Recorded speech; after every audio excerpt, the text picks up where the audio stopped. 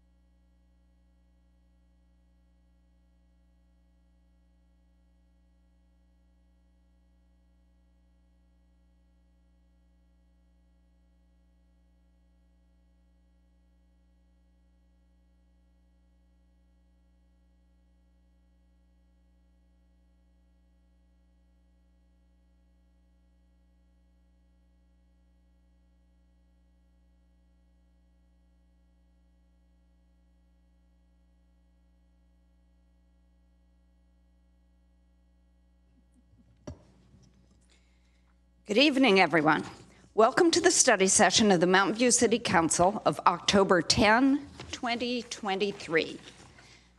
The city clerk will take attendance by roll call. Councilmember Abekoga? Here. Councilmember Kamei? Here. Councilmember Matichak? Here. Councilmember Ramirez? Here. Councilmember Ramos? Here. Vice Mayor Showalter? Here. Mayor Hicks? Here. You have a quorum? We're now on item 3.1 of our agenda, which is our displacement response strategy, local replacement requirements. Spanish translation services are available for this item, and we will now hear from our interpreter. Muy buenas tardes a todos. El día de hoy tendremos interpretación al español por medio de Zoom y en persona. Si a usted le gustaría escuchar esta tarde esta interpretación, por favor, accese a la parte inferior de la pantalla y seleccione el idioma español. Gracias. Thank you. Chinese translation services are also available for this item, and we will now hear from our Chinese interpreter. 大家晚上好，今天晚上关于流离失所应对策略当地替换要求的研究会议提供西班牙语和中文普通话口译服务。如果您是通过 Zoom 参加会议，请点击屏幕上稍后出现的语言图标，选择中文。你也可以选择关闭原始音频。谢谢。Thank you. Thank you. The purpose of this study session is to receive council feedback on the timing and approach for implementing local replacement requirements as part of the city's displacement response strategy.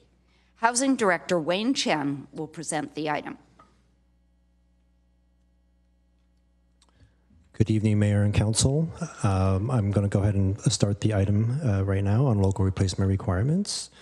Because the Council has been a bit of time since we've had a conversation about displacement response, I'm going to just take a couple of slides to orient the public as well as Council in terms of the background. Tenant displacement and addressing that issue has been a top Council priority. 2 study sessions were held back in 2019 and 2020 to establish principles for the strategy and initial priorities. Elements of the displacement response strategy are also part of the city's 5-year affordable housing strategic plan. It is also included in the city's recently certified housing element. These are the 5 principles.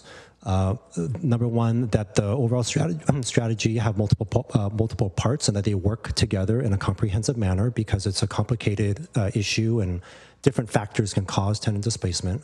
That it be broad-based, that the strategy look to prevent displacement, but also reduce the impacts of displacement if it's unavoidable.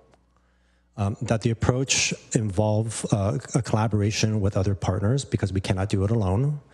That the focus is on tenants, specifically CSFRA tenants, and that the strategy be unit and place-based, meaning that if tenants cannot be prevented from being displaced from their unit, to find options for folks to at least be able to relocate somewhere within the city of Mountain View. The initial strategy priorities that were discussed with Council back in 2019 and 2020 include the following 6, and highlighted are items 1 and 6 because they are related to replacement requirements. Here's a summary of past direction that Council has provided on local replacement requirements. First is to study known net loss options and first right of return provisions. Then also to look at local replacement requirements that would really go into effect after State Senate Bill SB 330 sunsets for units covered by the CSFRA. And we'll talk a little bit more about SB 330 in a moment. And then to adopt an ordinance for replacement requirements. Just to ground the conversation in some data, since 2012, there have been 30 redevelopment projects that include nearly 1,000 CSFRA demolition units. The term CSFRA demolition units are intended to include units that are currently covered by the CSFRA, as well as those units that were demolished before the CSFRA went into effect that are older units that would have been CSFRA units. There have been a total of 2,300 total new units to replace the 1,000 CSFRA units, and there would be 1,300 net new units after you subtract the demolition units. So that would achieve a known net loss of total units. The majority of the total new units are market rate housing, and approximately 400 of the units would be and are deed-restricted affordable units. So those would go some ways in replacing the CSFRA units, but only about 40% of the CSFRA units lost would be coming back as affordable. Here's some data on tenant relocation. Of the 30 projects, we have data on 24 of the projects, and of the 24 projects, 460 households received relocation benefits. There's more limited data on the locations where the displaced tenants relocated to. That began to be tracked more recently after this became an issue, and so there isn't that kind of data for the older projects. But we have data on 6 projects, and in those 6 projects, 248 households were displaced and received relocation benefits. 44% of those tenants, I should say households, relocated somewhere within Mountain View, and the other 56% of the households were relocated primarily somewhere else within the Bay Area, but also some smaller amount elsewhere in California and in the country. Regarding the overall strategy, which included input and information about local replacement requirements, that was conducted early 2023 in January and February of this year. It included 7 general meetings / stakeholder meetings. And we also held an additional meeting that was in person for tenants that included childcare to facilitate their participation. And with the excellent work of the city's multicultural engagement program team, interpretation and translation services were provided throughout the process. In addition, we held individual one-on-one meetings with folks who wanted to meet as well. The input received about local replacement requirements were small, related to comments about the overall strategy. Regarding local replacement requirements, primarily it was the tenant stakeholder group that provided information saying that there should just be a local version of SB 330 when it sunsets. The other stakeholder groups, which included the property owners, the market rate developers, and the nonprofit developers, didn't focus quite as much on local replacement requirements, but they focused on other aspects of it.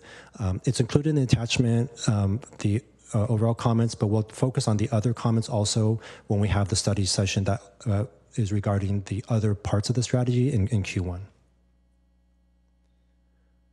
So to talk about the options for local replacement requirements, a good place to start is how the city is implementing the SB 330 requirements currently. So again, SB 330 provides a variety of components, but the component we're focused on in SB 330 are the state replacement requirements. And based on our analysis, it does appear that the SB 330 replacement requirements are quite strong. And under those replacement requirements, because it's a state requirement, feasibility options aren't required when implementing those. So for all intents and purposes, local replacement requirements during the time SB 330 is in effect is really not required. And we're not aware of any city that has local replacement requirements now. So the way that the city is currently implementing state requirements is based on council input from last September, where there was a policy discussion about how to implement a portion of SB 330. Let me just kind of go through the row. There are a couple of key components. One is the units that are protected and then occupied by tenants who are lower income, 80% AMI and below. For our purposes, we're talking about the rent stabilized units in San Jose, in Mountain View, and those are the CSFRA units. The requirement is to replace those units, to have those new units be affordable at those AMI levels for the existing tenants. The middle column is for when information and data is not available on who occupies the units. And for most of the situations that probably won't apply here, we'll at some point know who lives in the units. The last column is about units that are occupied by tenants earning moderate income or above. And the state requirement allows cities to make a choice. The first choice is to replace those units at 80% AMI. The second option is for those new units to be returned as market rate units, but recontrolled at those new market rate prices. So those are the two options. And council made the policy determination to have those units be replaced at 80% AMI. One of the components of implementing SB 330 and SB 330 style requirements is that the level of the replacement requirements is very much dependent on who lives in the units and how many of the units are vacant. And that can have impacts on feasibility, and feasibility will be one of the pieces that we will have to address when the local ordinance on this topic will become in effect. So this is just an illustrative example to show how the AMI levels can really change and vary depending on who lives in the units and the feasibility. So Project A has more extremely low income residents. That means there will have to be more replacement units at deeper affordability levels, making Project A less feasible than Project B. So now we're going to transition to post-SB 330 local replacement requirements.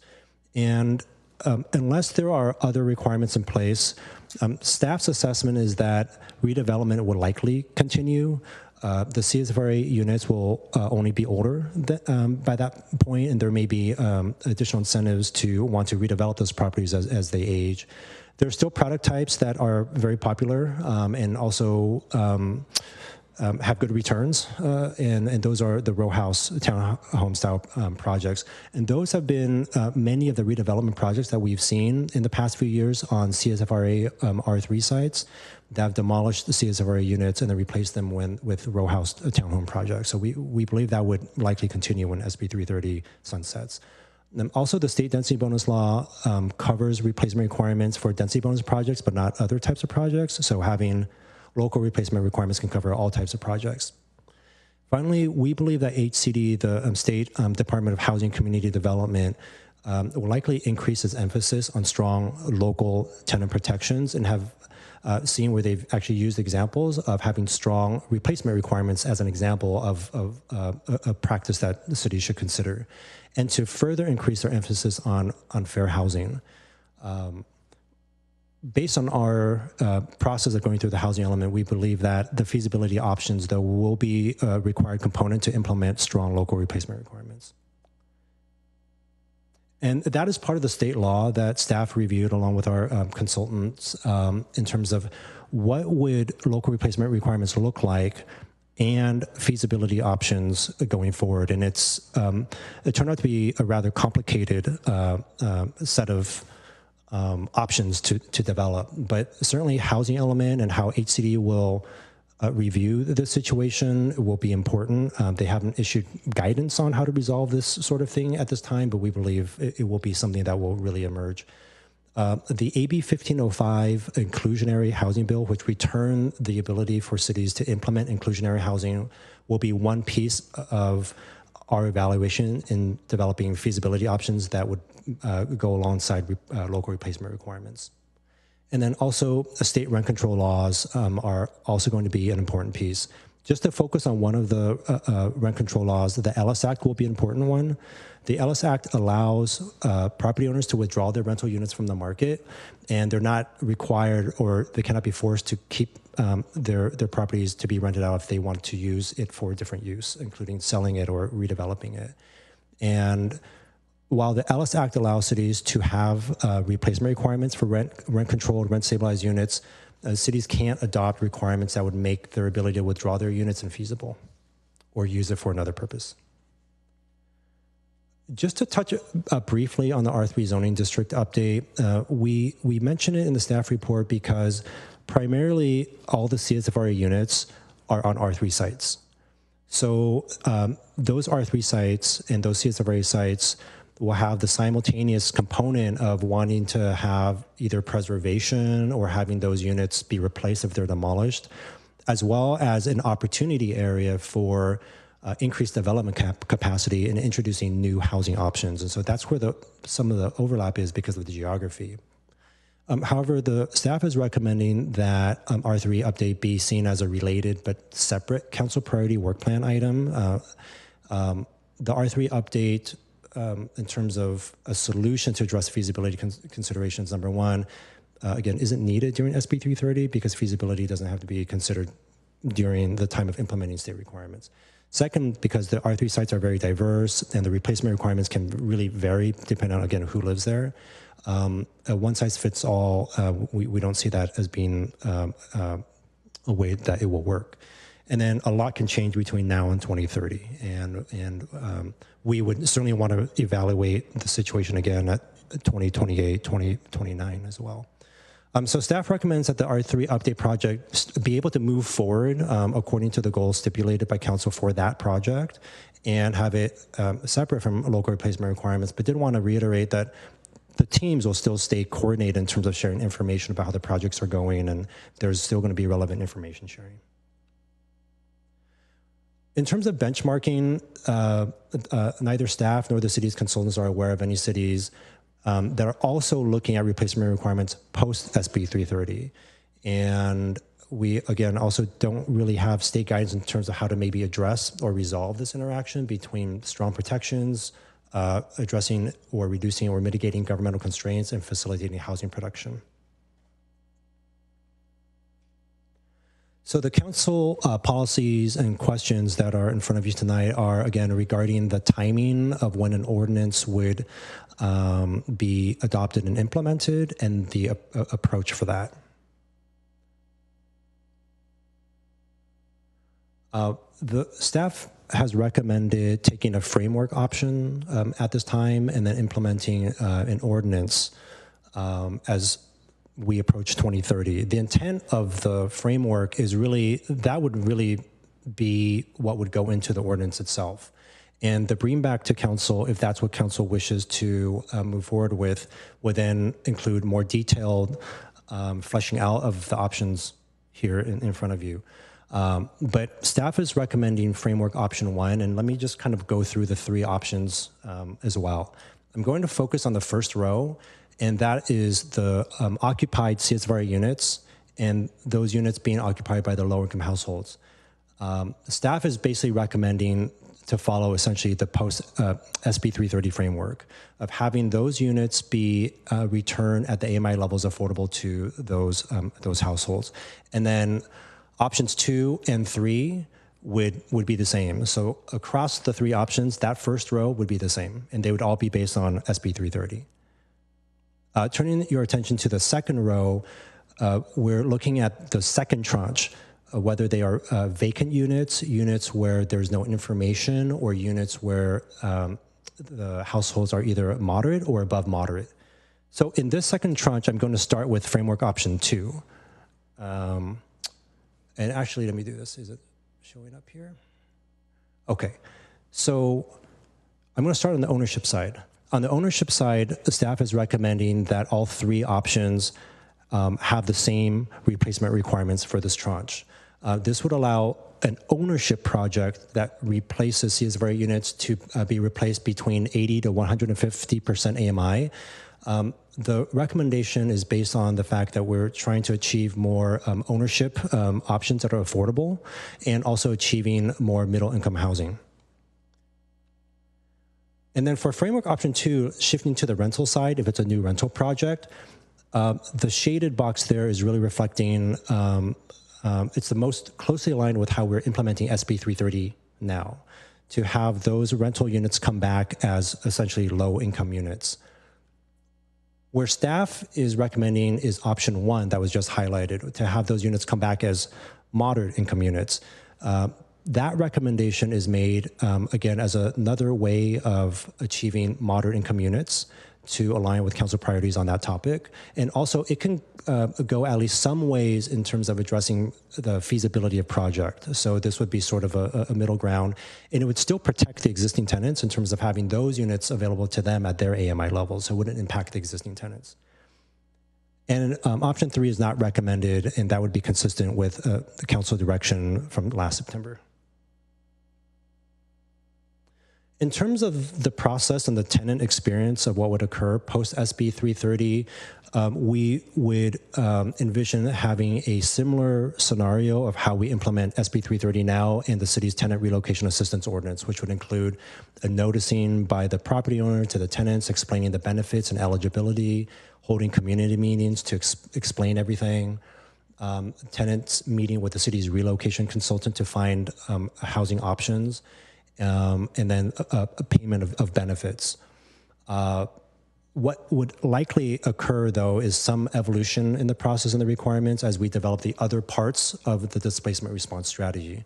For example, we will be reviewing the tenant relocation assistance ordinance according to the housing element work plan by next year, so there could be modifications that come out of that. That would change the process. And the other parts of the strategy that we'll discuss in Q1 of next year include first right of return and interim relocation options. So should we develop those and that would modify the process, we would incorporate that in terms of local replacement requirements post SB 330. So the recommendations for council to provide input on the timing approach for local replacement requirements.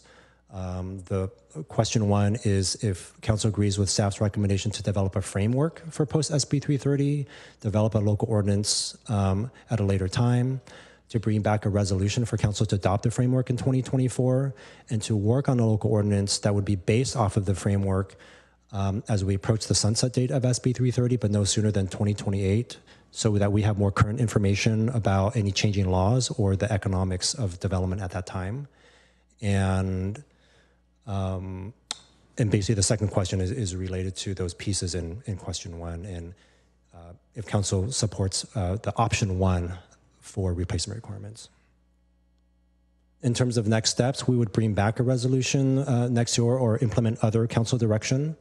And then we would anticipate, again, a study session early next year that would include a discussion on acquisition preservation programs, the opportunity to purchase act programs, first right of return, interim relocation options, and preferences for displaced tenants to round out the other parts of the multi-pronged comprehensive strategy. So with that, that concludes staff's presentation, and happy to answer any questions. Thank you so much. We're now at the portion of the meeting or of the study session when members of the public joining us either virtually or in person can provide comments on the item. So if you want to provide a comment, either raise your hand, click the raise hand button in Zoom, or submit a blue speaker card to the city clerk now. We will take in-person speakers first, and every speaker will have 3 minutes. So first we have Alex Brown.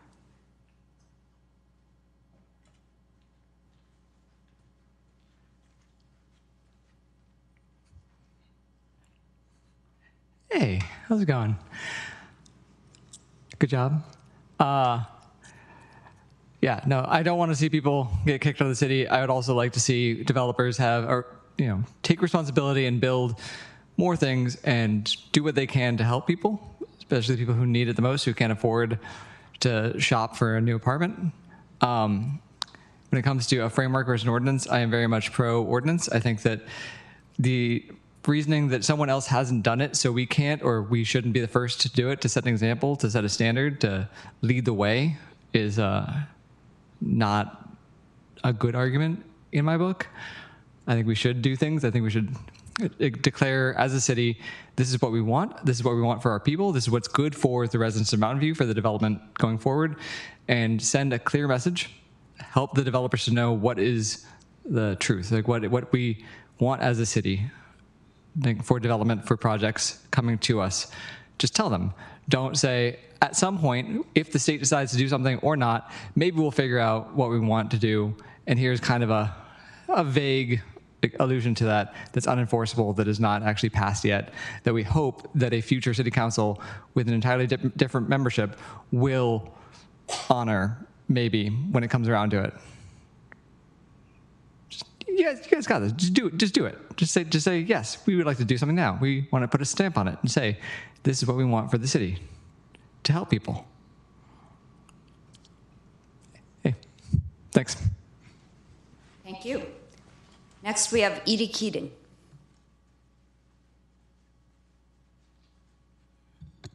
Thank you. So this is a question that engages your vision for the city of Mountain View. And do you want Mountain View to be a place where people of all income levels can live? And counting on only nonprofit developed affordable housing doesn't get the job done. Our naturally affordable housing is required to help keep the city the way it is with difficulty, but still a place where people of many income levels can find a place to live. Rent control helped. There's vacancy decontrol. Those annual increases are still difficult for some people. So rent control isn't a great answer, but I'm, of course, very glad we did it, and I think it helps. And you've created, you can take pride in the city that's here because it is a desirable place to live. And that's part of why housing developers are interested to redevelop and try to make a profit, because they can sell expensive units, and this is a place where people want to live. But it's still so important to keep the income diversity of the city as strong as you can make it. I think one of the best things I did to prepare for tonight was to find the old Voice article on 2005 Rock Street. And that was, you didn't have SB 330 in place then, and it was just so sad to see the acknowledgement that this was not good for the city, that there was a loss of housing units and there was a loss of affordability of those units. I mean, perhaps, there is some certainly value in the replacement or the townhomes that were built, but you can't question that the affordability went down, there was less affordability. 1.3 million was the projected price for those townhomes or row homes. So the other thing from that article was that there was a 3-4 vote. That development proposal was almost stopped by a predecessor council. And so, what a heartbreak to see that when this was something that was even losing housing units, and yet the council felt they had to approve it. You don't know what a future council will do. So I hope you become the council that says, yes, we want to lock in an ordinance now that tells developers that the future of doing development in Mountain View, especially for rent-controlled units, is to include affordable replacement units. Just get the job done. It's the future of the city, and it's the best future available. So please choose an ordinance. Thank you. Thank you.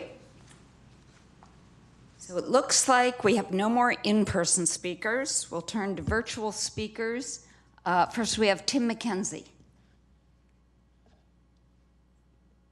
Hi, all. Tim McKenzie, he, him pronouns, member of the Montaloma neighborhood. Thanks for looking into this. I was a tenant who participated in one of the meetings, and I'd like to echo what has been said by commenters earlier and what we said at the meetings a couple months ago.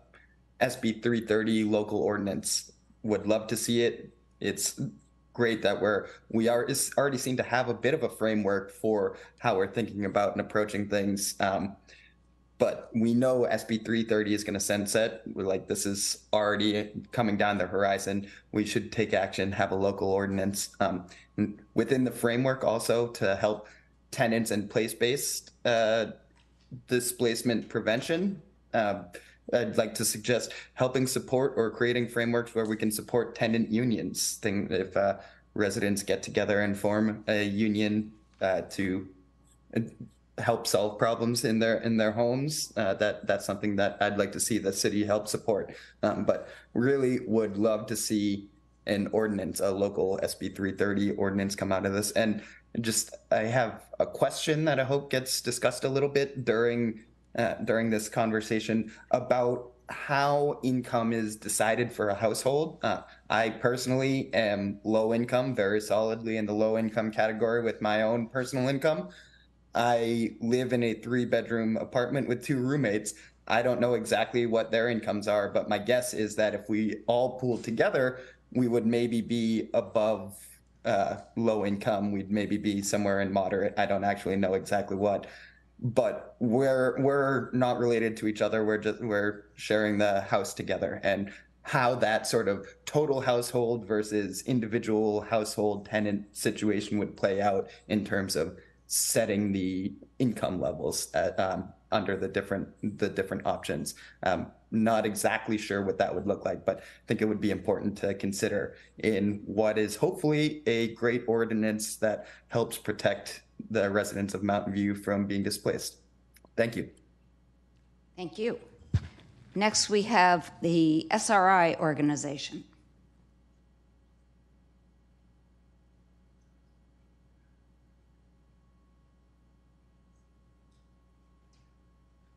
I'd put in the wrong email.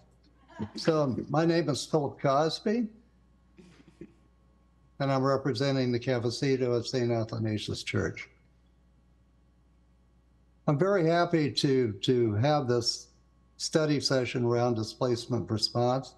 Cafecito has great experience in having our families displaced because of demolitions, beginning with 2005 Rock Street and continuing on to many other developments.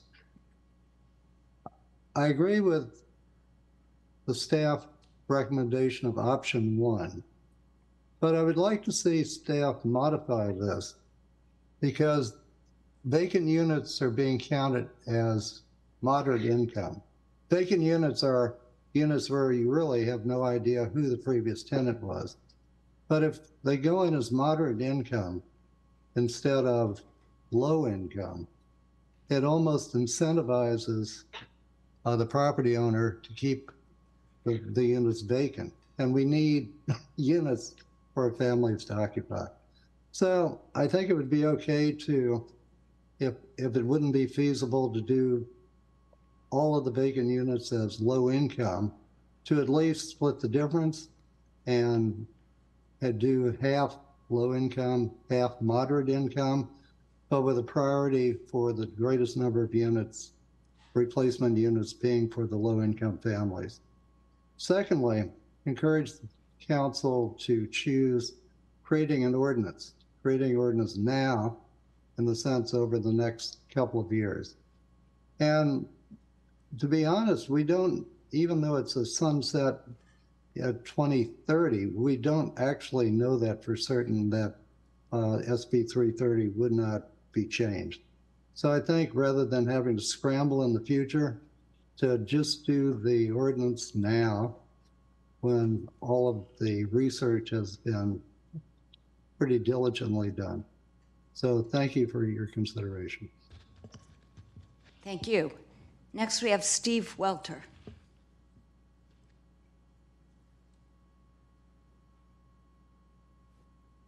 Good evening. I just want to say a few words. I'd like you to not rush into making, ordinance decisions and what goes into it. If you want housing and you're not going to build it yourself, you have to incentivize the people who are building it, the developers. So bear in mind that if you make an ordinance and you leave things the way they are now, how long the delays are getting things through the city, how long, the fees, then people aren't gonna, and then you strap them a little more with what you want to put in an ordinance. It's not gonna draw a developer in. If you want housing and Mountain View needs housing, and Mountain View is not going to build the housing themselves, they need the developers to build it. You have to incentivize it for the developers. You could throw $10 billion, give it to the city for housing right now, and the shovel wouldn't break ground for 5 years. I'm just hypothetically throwing that out, but the point is the bureaucracy involved now is bad enough. And if you're going to make an ordinance that defines these things that you've shown, it's not going to help as a developer. I don't see developer going, oh, let's jump in and spend more time and more money and meet and deal with not only the bureaucracy that exists now, but have to meet the requirements of any such ordinance that you put in. So yeah, Mountain View needs housing, and Mountain View needs to lead by example by showing the developers they want housing. There's been years and years to do that, and Mountain View and many other communities are behind the eight ball. They took all the tax money from the big companies that moved in, and they didn't prioritize housing. So be cautious on what you do. The economists have said what they said about rent control, and that's kind of overlooked. It's a good short-term solution, but it's not a good long-term solution. And if you don't pay close attention to what you put in an ordinance, that could backfire on you. Thank you. Thank you. Next, we have B. Hansen.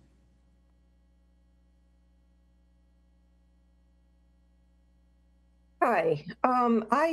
When I read this memo, I was really disappointed in staff's recommendations, and I'd like you not to accept them.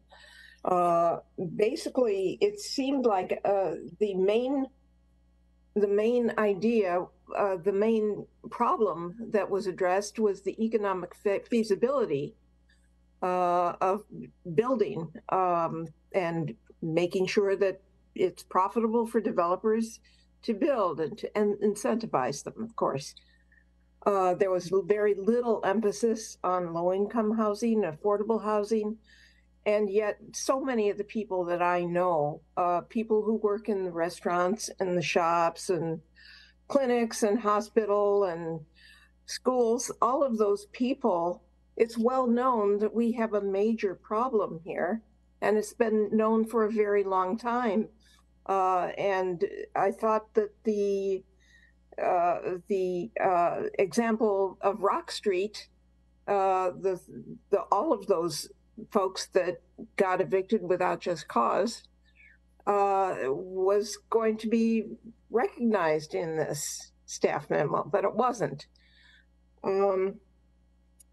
So, I'm not worried about myself. I'm covered by MHRSO, but I have neighbors and friends who need housing and that are having a very hard time finding it. We know that we have some nonprofit housing being built, especially here at Santiago Villa. We have Eden Housing building very quickly, an excellent building. But, there's just so little of that, and we have to rely on nonprofits. Why can't we even discuss a 20% rather than 15% option for affordable housing in new developments? How can we make that possible?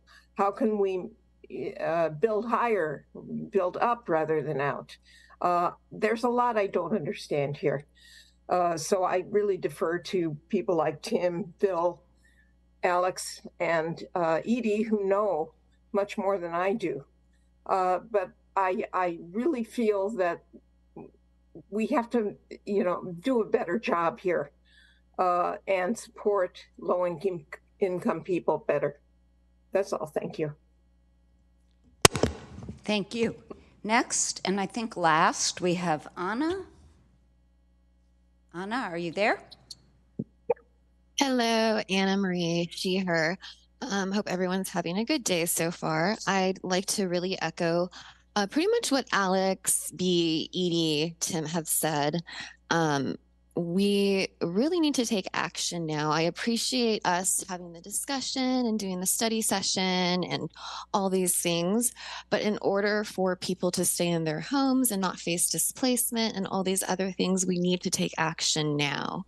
We need to lock in an ordinance now. And I think it would be great for Mountain View to step up and be a leader in this. And I've personally lived in Mountain View for over 40 years, my entire life. My family has been here since around 1950. 15 or 16. So we've seen this beautiful city change over the years. I'm tired of seeing neighbors, people I've grown up with being forced out, slowly moving to Sunnyvale, then Morgan Hill, then out of state. You know, this is an opportunity we have to take action. So I'm really looking forward to seeing you all do that tonight or as soon as possible. Thank you so much and take care. Thank you. So seeing no more, I see no more people wanting to make public statements, either virtually or in person. So we'll now bring the item back to council for questions and then discussion of the questions we've been presented with by staff. Mr. Chen, can you put the questions up so that we can refer to them and the public can see them?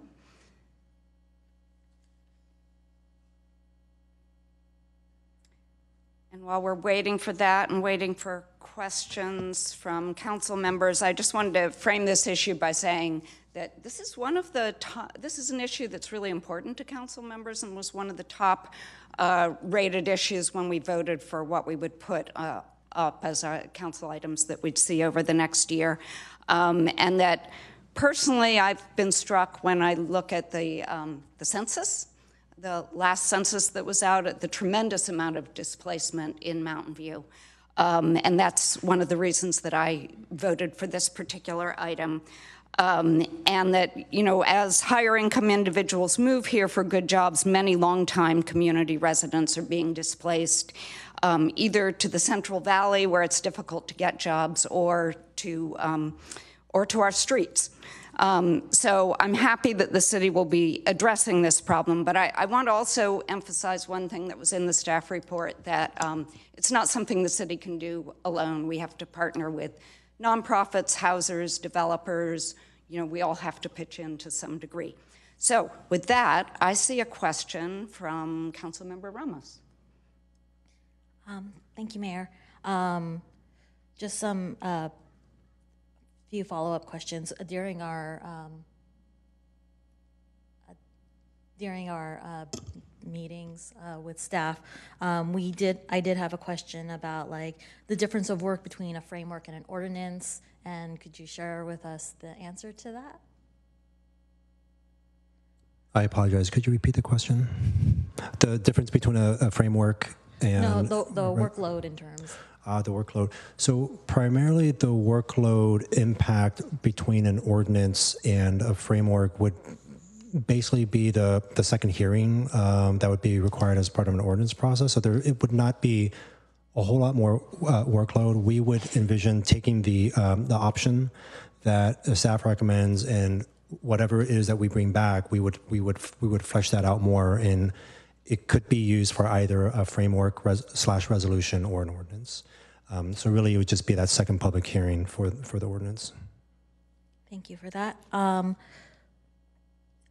In the staff report, and in the presentation, there was mention that there were no other cities working on something while SB 330 was in place. But why did we not look at other cities that already had local replacement requirements in place? I believe they used the Ellis Act. Or they call them Ellis Act ordinances. It's not like they use the Ellis Act, but yes. Yes, we have looked at a couple of cities, for example, San Jose and LA. They have developed some of their own replacement requirements as well. We did take a look at this. Ultimately, when we were evaluating the way HCD might look at this issue, and then looking at other pieces of legislation like AB 1505, and then the issue of perhaps governmental constraints, even if a local ordinance might be really strongly supported, taking all of those pieces into account, factored into staff's recommendation. So we did take a look at a couple of those other cities. Part of the benchmarking thought was that we didn't have a good benchmark in terms of how other cities are addressing the feasibility question. And so that was really one of the pieces in terms of looking at other cities. How might other cities be resolving the feasibility issue? We also have a unique situation here that may not be present in other cities, which is the almost entire overlap of CSFRA units on R3 sites. Now, there are R3 sites that are not CSFRA units. That's a smaller amount after you exclude ownership units, but basically all of the CSFRA units on R3 sites. So I think that's a kind of a unique situation in Mountain View when there are sort of these two projects as well with the R3 update and local replacement requirements. And last question. In the public comment, someone mentioned an idea about essentially splitting the baby with in option 1, where if the units were occupied by someone who was above income, that would be that would be option 1. However, if the units were vacant, they can be lower income. How would that be possible? Would that be an ability for direction if we choose to do it? Definitely. If council has input on specific ways of implementing or modifying staff's recommendations in the framework options, and we can take that input and then help develop it out and bring it back to council. All right, thank you. That's all the questions I have. I also just did want to draw your attention as we were going through the questions of question 1C. I think it's in the staff report, but we just updated on the PowerPoint of 1C in terms of does council have any other feedback related to staff's recommendations. I did want to flag that to make it consistent with what's in the staff report. Thank you. Vice Mayor. Okay, well, I think that there's, agreement among the City Council, very, very strong agreement that we want to keep displacement as low as possible, that we view this as something that creates a great deal of social disruption in our community, and consequently, we want to work hard to keep it as low as possible. The question is exactly what's the best way to do it. And that's always the question, right? And normally when you think about a law, it's better in terms of controlling things. It's better if it's a federal law, right? Because then everybody has to follow it. Well, if you don't have a federal law, it's better if it's a state law, because then everybody in the state has to follow it. And then if it's just a local ordinance, well, then you're in competition with adjoining neighbors, and that may or may not be a good thing. But usually it's better to have things covered in a state law. So from that point of view, I kind of look at SB 330 as, as really helping us out, because it in a sense, puts a lot of these values that we've said, like no net loss. I was one of those 3 people who voted against Rock Street. I mean, it's made that the rule, and it's not just the rule here. It's the rule everywhere in California until 2030, and that is a good thing. That's a very good thing. So, but the question I didn't see, Wayne, on this list of questions is, it seems like we need a D. That's what are the gaps? What are the gaps between what we have and what we see in SB 330 protections? And are there gaps that anybody's falling through in our community? And I think that that's something that I hope, we'll be investigating. And you've probably given a lot of thought to, actually, over time, what doesn't quite work? Because that's, we want this to be as effective as possible. So one of the things I'm really interested in, whether we go forward with an ordinance or whether we go forward with a framework, is being very conscious about things we want to monitor, and they'll undoubtedly change over time, but what do we want to investigate is or isn't working?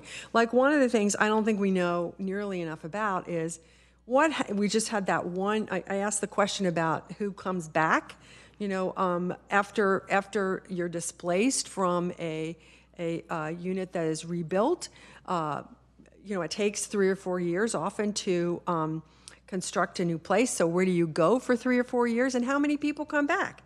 And so is this, on the one hand, I think having people come back is a laudable goal, but I wonder if that's what people really want. If you've lived someplace for 3 years and you're settled, do you want to move again? Maybe you do, maybe you don't. I don't know, but I don't know how big a consideration it is. It was nice that Prometheus was in that project was allowed, was able to do that. So that's really what I'm. And then the other thing is how often has 330 been amended thus far? It's been amended to extend the requirements, but regarding the actual provisions of the state bill, I might look to just once. Yeah, it's just been amended once, but the provisions of the bill itself have remained the same, the requirements. Why don't you come up and talk to us? We don't really understand head nods. Yeah, because we've never met you before, I don't think. Good evening. My name is Eric Phillips. I'm special counsel to the city. Welcome. Thank you. It's nice to be here with you all tonight. I've been working with staff on this since you provided the direction, but in response to your comment about SB 330, it has been amended once. SB 8 was enacted. It did extend SB 330's deadline by 5 years. That's why it's in effect now till 2030. It did also introduce some cleanup mechanisms. There were some ambiguities in how to apply its requirements. Even some of the replacement requirements were refined a little bit when SB 8 was adopted after SB 330. But so far, there's only been one amendment. Okay, and so when was that? When was SB 30 passed? It was so SB 330 was enacted in 2019, and SB 8 was passed 2 years later in 2021. So in your experience, is that kind of the way these things go after they work for a couple of years? People, there's some unintended consequences that rear their ugly heads, and so people want to fix them. And is that, or do you expect this to be changed repeatedly? That's a good question. I think it really depends on how well it continues to work.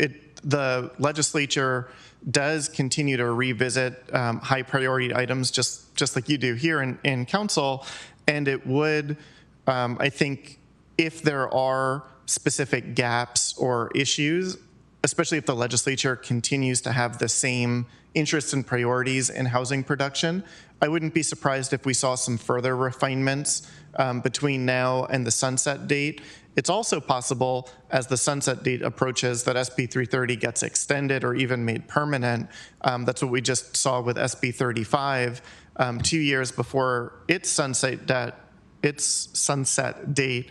Actually 3 years, because it was set to sunset in 2026. But this year, the legislature adopted some, again, cleanup amendments and an extension to push that sunset date out. It's tougher to say than I thought. But that is a pattern that the legislature, they continue to revisit and extend the deadlines of bills to make sure that they're continuing to work. And if it is effective and the legislature continues to have housing as a goal, I wouldn't be surprised if we saw the same thing with an additional extension or potentially even making some of these provisions permanent. Yeah. Okay, so what I'm trying to get at is how much do we think this is going to change? Because if it's going to change a lot between now and when it expires, then it doesn't seem like a good investment of our staff time to have them write an ordinance that is sort of to fill in gaps of a state law that's going to be very different. On the other hand, if we have the gaps, if we know the gaps now and we expect it to be a relatively static situation, then maybe it's a good idea. So I'm kind of weighing, because if we do it now and the state law changes and the changes aren't quite what we wanted, we could be rewriting this ordinance every 3 or 4 years. Yeah, I think it's more likely than not that we will see additional changes from the legislature, either directly to SB 330, the way that SB 8 modified it, or in some of the other areas. Like Wayne mentioned that the state has put a lot of emphasis on affirmatively furthering fair housing and some things that would even strengthen tenant protections. So there could be additional legislation in that space as well. I think that's part of why the framework felt like a good action to take now, because there is still so much uncertainty and I think a high degree of likelihood that things will continue to change, and we want to be well positioned to put the right requirements in place when it's time to have those be effective. Okay, let me see if I have another question here.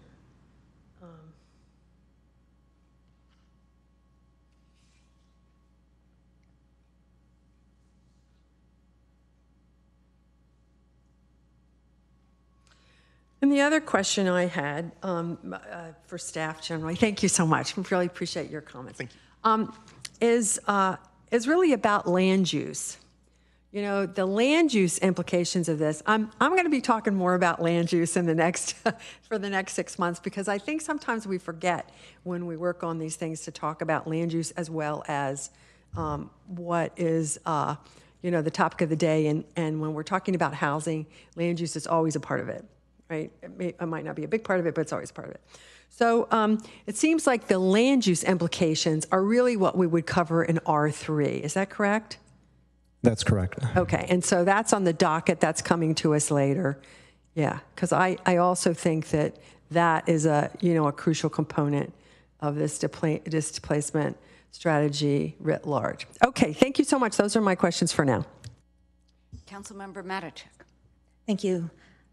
So I was wondering if you could talk a little bit about the interaction between a local ordinance and SB 330. So as the Vice Mayor mentioned, if we had an ordinance that filled the gaps, but if our ordinance also contained some of the same elements that SB 330 does the state law override a local ordinance? Thanks for that question. I will take a first cut, and I may turn to Eric Phillips for some additional comments. The way that staff has evaluated SB 330 and local replacement requirements would be, if what we are talking about is really using the same framework or a similar framework for when SB 330 sunsets, at the time, if those requirements are found to limit housing production, then there could be input or action by the state to have the local jurisdiction address the feasibility question. Even if they were to use the exact same requirements as SB 330. If the local replacement requirements were to be even stricter than SB 330 requirements, then that just places an additional hurdle on the feasibility options. And then certainly, if the local replacement requirements were less than SB 330, it can help with the feasibility discussion. So I'll first pause there and see if that responded in part to your question. It did. So I made the assumption that if we did a local ordinance that was less restrictive than SB 330, this SB 330 would be the one people would have to follow. But if ours was more restrictive, or maybe the word is more demanding, we would have to provide evidence of not impacting feasibility, potentially. Right. If you're talking about the time frame during SB 330 in effect, then the analysis would also apply in terms of if for example, there's a greater number of units that need to be replaced, or that the units need to be replaced at deeper levels. If that is found to be a constraint on development, then that would be something that we would want to address and have a feasibility option in that situation. Okay, but if there were gaps that are not covered in SB 330, and I don't know if you've looked at those, I thought that was a good question. If it didn't overlap with SB 330 at all, we could do that. Yeah. As long as it isn't an additional constraint on housing. Right. I'll start with the gap piece. We did look at a gap in terms of the ability for landlords to withdraw their units and hold it off the market for 5 years, that sort of loophole piece. And cities don't really have the ability to close that loophole. One of the other gaps that we looked at is whether any local replacement requirements or any other requirement would cause an incentive for certain types of actions, whether they might be illegally trying to remove tenants or evict tenants. So we do believe that a part of the overall displacement strategy would likely need to have increased compliance and enforcement options and resources. And so we'll talk about that further as part of the overall strategy. So we think that that would likely be an important part in terms of the gap. We're not necessarily envisioning that would be something that would be on a developer to fund necessarily. They would have to just comply. So that's a response in terms of the gaps component. And I may look to Eric, but again, I think the overall principle is if there were found to be other gaps and we wanted to try to fill gaps and there was a requirement of the developer, and if it impacts project feasibility, then that would again fall into the bucket of feasibility options would need to be evaluated and implemented. Okay, great. Anything else to add? No. Okay, thank you. So I was going to ask, just in order to clarify for certain members of the public who said that they didn't find, when they heard the staff report, they didn't find that this was enough, the replacement strategy was enough for replacement requirements, were enough for a displacement strategy. This is only part of our displacement strategy. And I'm just hoping, it was in the staff report, but that was very long and not everybody read it, I'm sure. So I'm wondering if you can just outline for members of the public who were concerned what the other elements of the replacement, displacement, anti-displacement strategy are. Yes, so I just changed the slide to the next step slide, which captures the main components of the other parts of the strategy that will be discussed in Q1 of next year. And that includes an acquisition preservation program, Opportunity to Purchase Act, which includes the Community to Opportunity to Purchase Act, COPA, or Tenant Opportunity to Purchase Act, TOPA, the first right of return, interim relocation options, and preferences for displaced tenants. So those would comprise the bulk of the remaining parts of the strategy that will come back to council. Thank you. I hope that reassures people that this is not all we're doing on this subject. I don't see any other questions from council members, so it's time to make comments. Councilmember Kamei. Great, thank you. I was just going to ask a question, but I'm happy to go into comments after my question as well. So the question is, should council go with the staff recommendation, in particular 1C? Should we see anything different coming from Sacramento? We could bring the item back to ask for a local ordinance, correct? If we're not seeing the legislation that we think is coming. Correct. The recommendation is really based on the fact that SB 330 is currently supposed to sunset in 2030, but if that were to change in earlier, then that would be a bring back. Perfect. Great. Thank you. Mayor, so I'm happy to start with answering the questions, if that's okay. So for question 1, for A, B, and C, my responses are yes. And I think given the kind of discussion that we were just hearing, I think that this is a priority.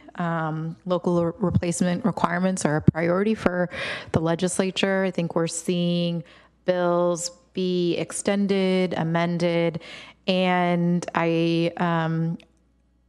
we just got our housing element approved. We're going to be looking at, as the mayor mentioned, a few other different displacement response strategies, which I am very heartened that we are getting to work on. I know it's been an arduous task trying to figure out all the different buckets, but kind of given that tonight we get to talk about two in terms of displacement response strategy or local replacement requirements, I think that we are on the right path. And I also feel like should council, this council feel like we need to do something prior to the sunset date of 2028, we could bring this item back for a local ordinance.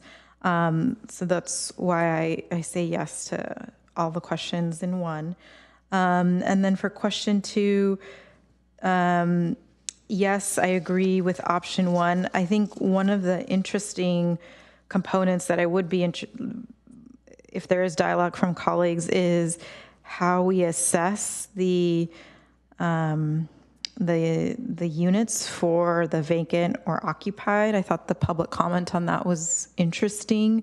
But what I do like about the staff recommendation in this framework is it touches that 80 to 120% AMI, which I feel like as a council has been really difficult to reach kind of those who are considered our missing middle.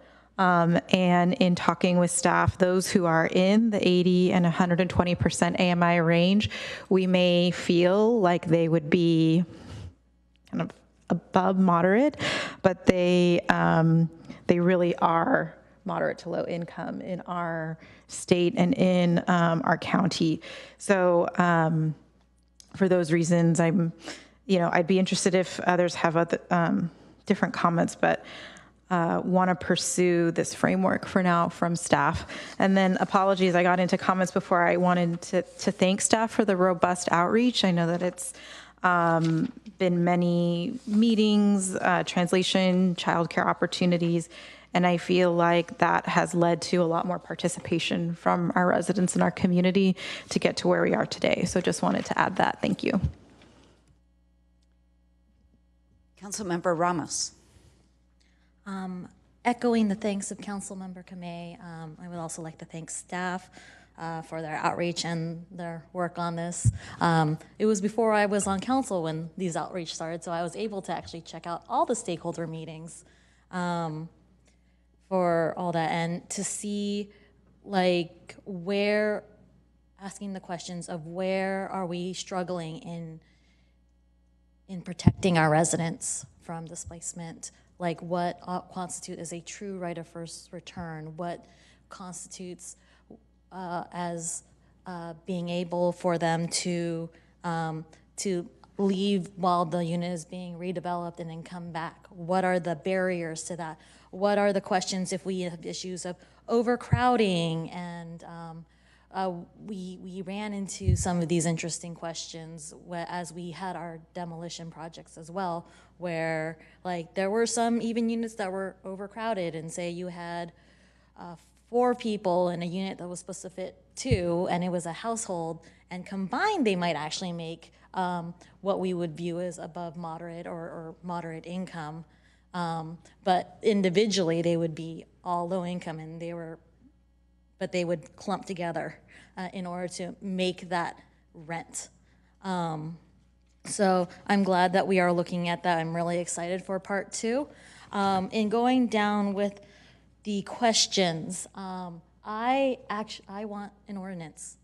I think about, it's very interesting how uniquely SB 330 affects Mountain View, yet doesn't seem to affect other cities like it does for us. When people in Mountain View think SB 330, they think that's the law that prevents the demolitions of these units that people are it is an anti-displacement bill to most of us here in Mountain View, and that's the general understanding of the public with SB 330. You step outside of Mountain View, SB 330 is a production bill. And it's kind of crazy. I had we have a counterpart in like another city who their city recently did like a study session on state bills, and he posted on his Instagram, this is what SB 330 does. And it was like limit jurisdiction's ability to disapprove projects and prevent downzoning and all that. None of it mentioned the replacement requirements because it was not the main intent of the bill. The main intent of the bill was to prevent cities from blocking housing. And it's kind of crazy to think that such a big impact of that bill to Mountain View was almost an afterthought. And that's why I think it is important for us to have our local ordinance. The state giveth and the state taketh. So that is largely one of my main reasons. The other one is that, I forgot who mentioned it before, I think the vice mayor mentioned it, where it was very clear that this was a priority for our community. I do remember, I wasn't on this side of the dais when we watched many of those displacement decisions. And because all of you are good people, and even our predecessors who were no longer on the dais but had to make some of those really, really difficult votes, we knew how hard it was. We felt how hard it was. There, in this very room, there was this palpable sense of helplessness, that we had people standing right there saying, please do not take away my home. And our council that said, sorry, our hands are tied and we can't do anything. And generally, when you do have that deep feeling of helplessness, you do what you can to make sure that never happens again. This is our opportunity to make sure that that doesn't happen again. We can lock in our protections no matter what the state decides to do.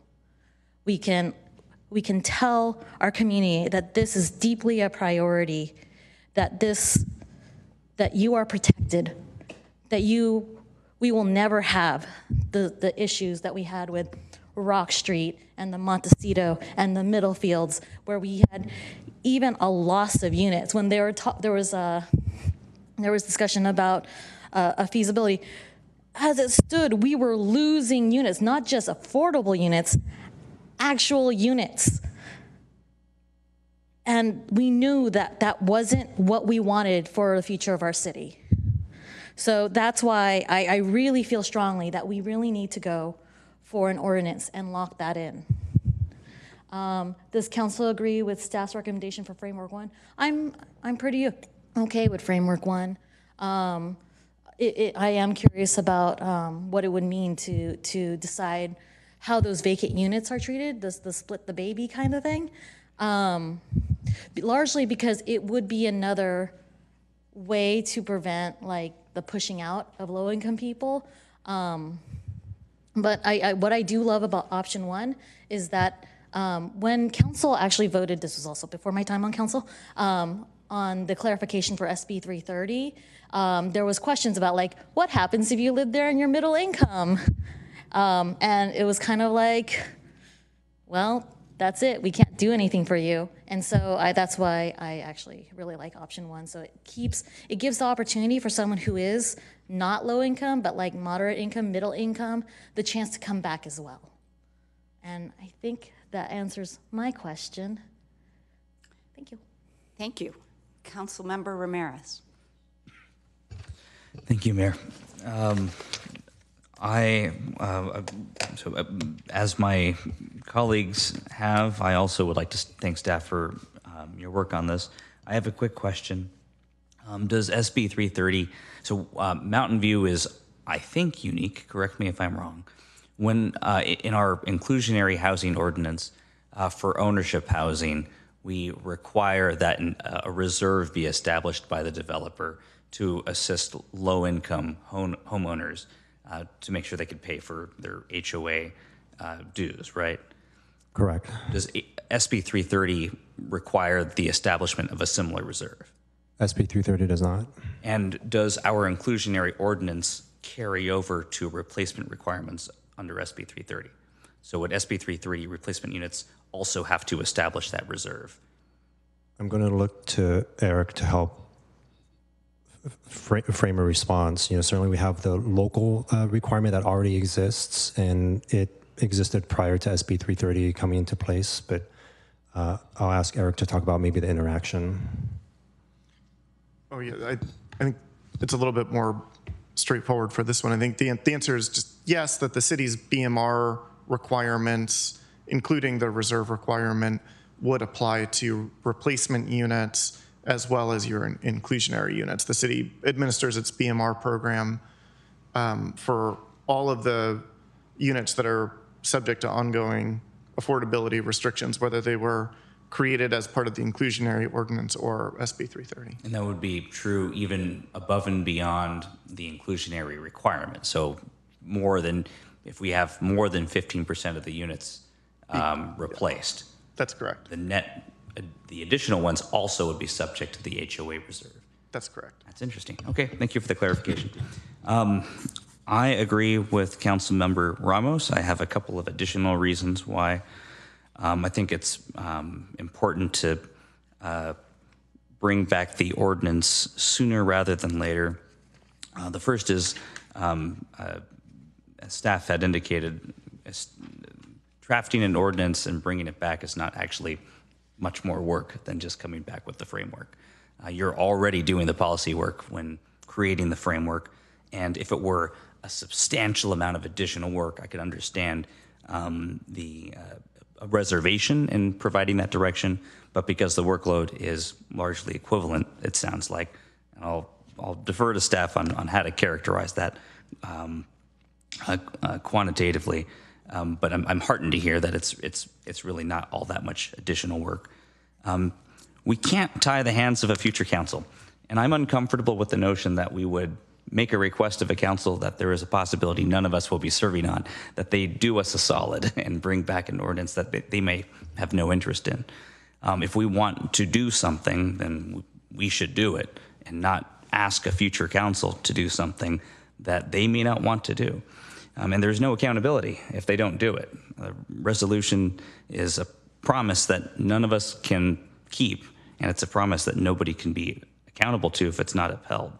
And future council could also repeal an ordinance that we adopt, just as they can repeal any ordinance that any council adopts. So I'm uncomfortable with that as a solution to a workload challenge, that we will ask a future council to do something when we have the means and wherewithal and ability to do it ourselves. And most pressing to me, there have been, and I think will continue to be, efforts to override state law. I am on an email list about a constitutional amendment effort to essentially preempt any state laws and restore local control. And I would imagine that there are many in our community who loathe the displacement and also don't like the state usurpation of local control, who might want to have local replacement requirements, so that way when they proudly vote in favor of a constitutional amendment that would eliminate bills like SB 330, they will have the assurance that their neighbors aren't going to be displaced when redevelopment occurs. So for those reasons, we don't know if there will ever be a constitutional amendment approved by the voters. I think, personally, I think that's something we should be prepared for.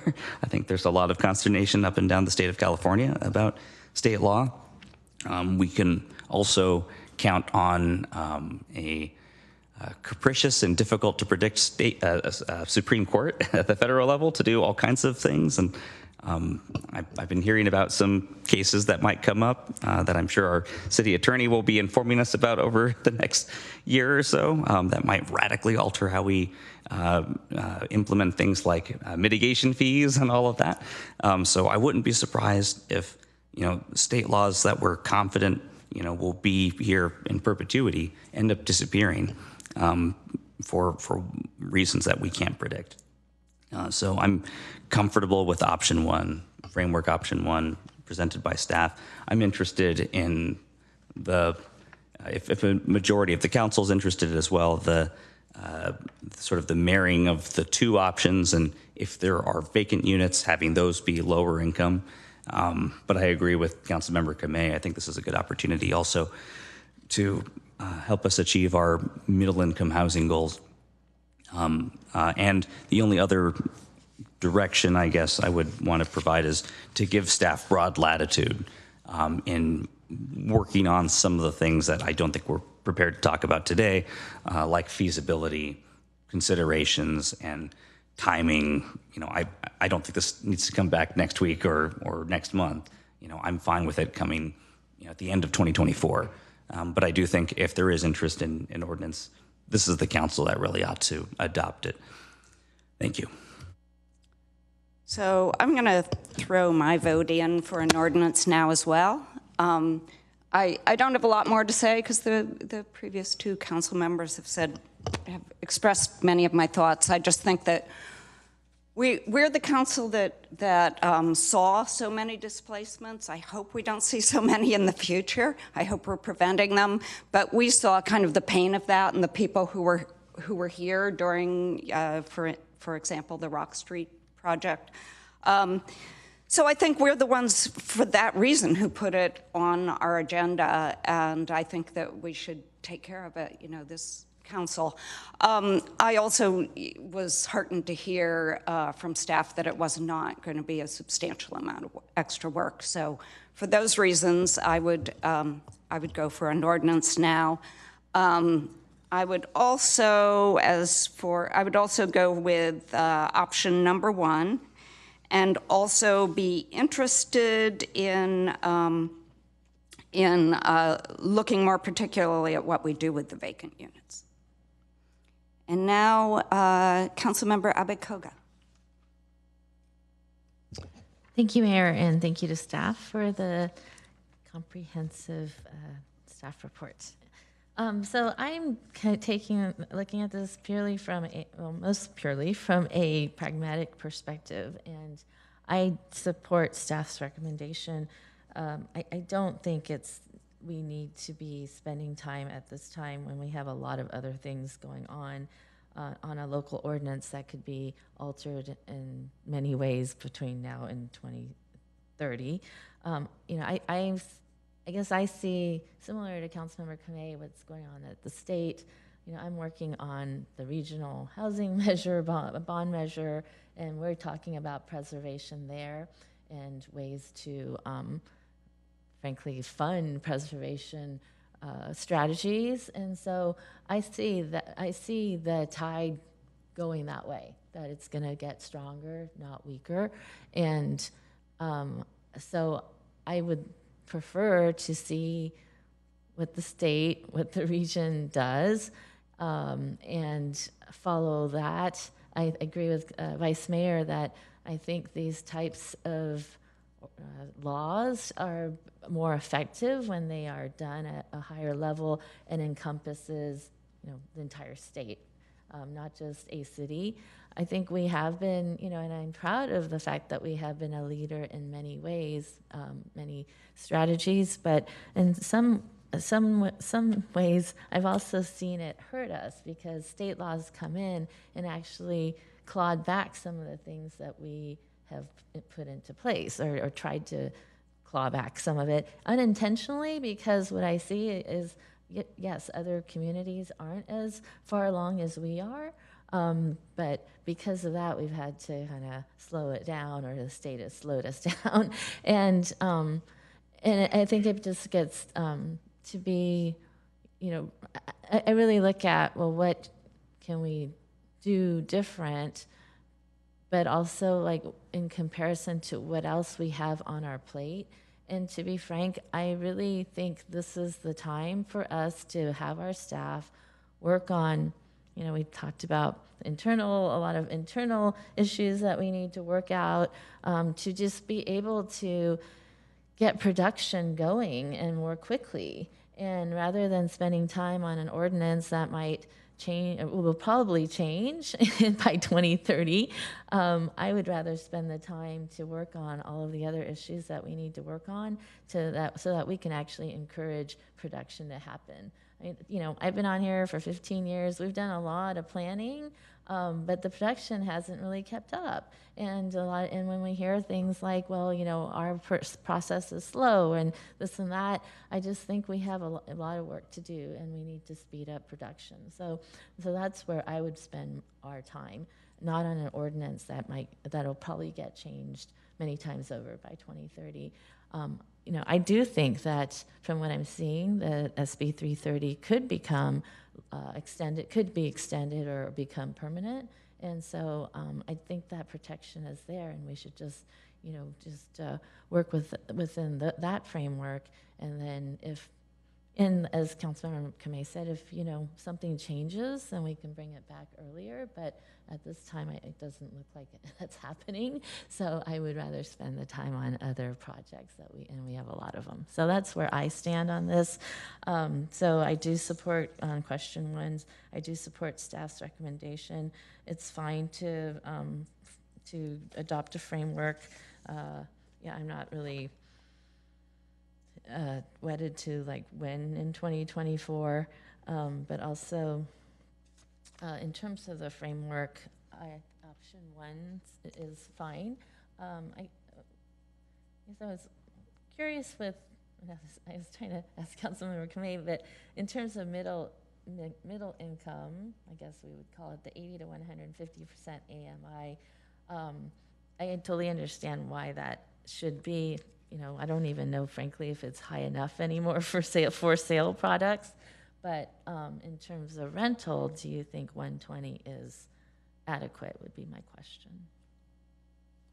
Thanks for that question.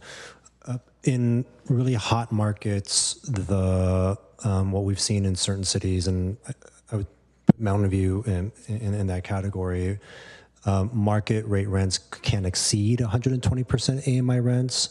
In markets that are perhaps not blazing hot, it's possible that market rate units could be at the 120% AMI level or lower. And I think part of what staff would bring back would be to flesh out that band for the rental units in terms of whether it would be at 120% or whether there's flexibility to place those units at, say, within the moderate income category, but at 100% AMI to make those units, worthwhile. So the band is adequate. Yeah, the band and that was part of staff's thinking in terms of the recommendation, not just have it brought back at 1 AMI level, but to have the flexibility for that band. Okay, thank you. So then I go with option 1, and I think the real challenge here is this issue of constraints and the feasibility question that the state places. And when I saw 330, I wasn't really sure what the state was trying to do. Were they trying to incentivize production, or I know that they're trying to prevent displacement, but by adding that added requirement, I heard from developers saying that we're not going to be able to do this, so you're not going to see many proposals, and we haven't seen a whole lot of proposals since it's happened. So, and so I think the state, included this constraints feasibility question as a result. That was the response. I think that in a way, we probably just need to see how this plays out a little longer to really understand if SB 330 remains feasible or not, or if the state will add other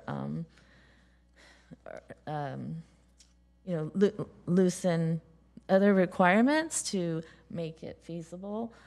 So that's my concern, is that question is probably going to create a lot of revisions down the road. And so I think we just need to see how things play out for a little longer. Thanks.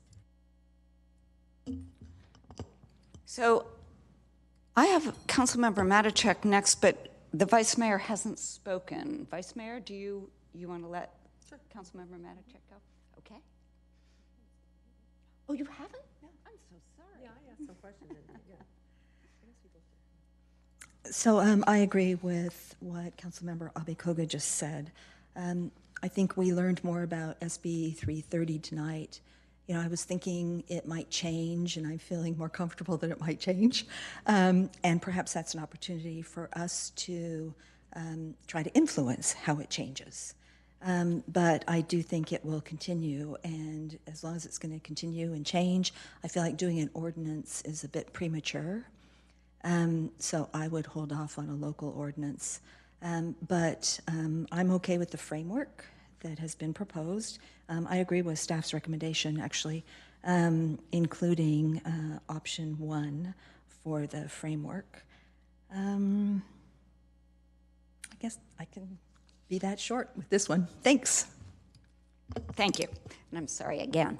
Vice Mayor. Okay, well, this is one where I'm really torn. For once, I don't like the questions that you ask me, and I guess I'm going to be like the little kid that stands up and says, "Wait a minute, I don't want A, B, or C. I want Z." But anyway, so I'm going to start by talking about that. First of all, I really think the most important thing we need to do is R3.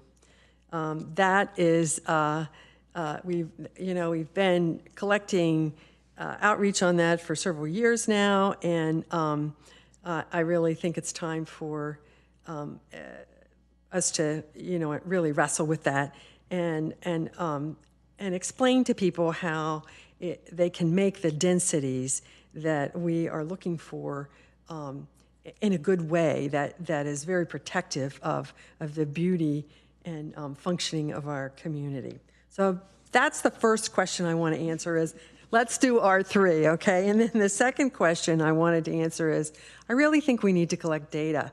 I know that's sort of the scientist part in me, but to me this looks like it's just a wonderful opportunity to collect data.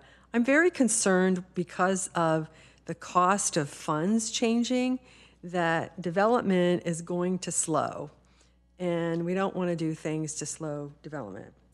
Then the third thing I think we really need to do is we really need to advocate for these. We've been trying for many, many years to serve as an example and have sort of our neighboring communities kind of catch on that they should really be building this wonderful housing because it's creating a very nice city that people like, and Mountain View is considered very desirable. But that hasn't worked nearly as well as we would have all liked. And so I think the advocacy is very important. But that said, I'm going to go with the housing advocates on this, particularly because I think that if the ordinance isn't a terrible amount of work, then let's go for it. But I almost wish I could abstain on that part because I think it's the least important of what we're trying to push. It's fine to do it.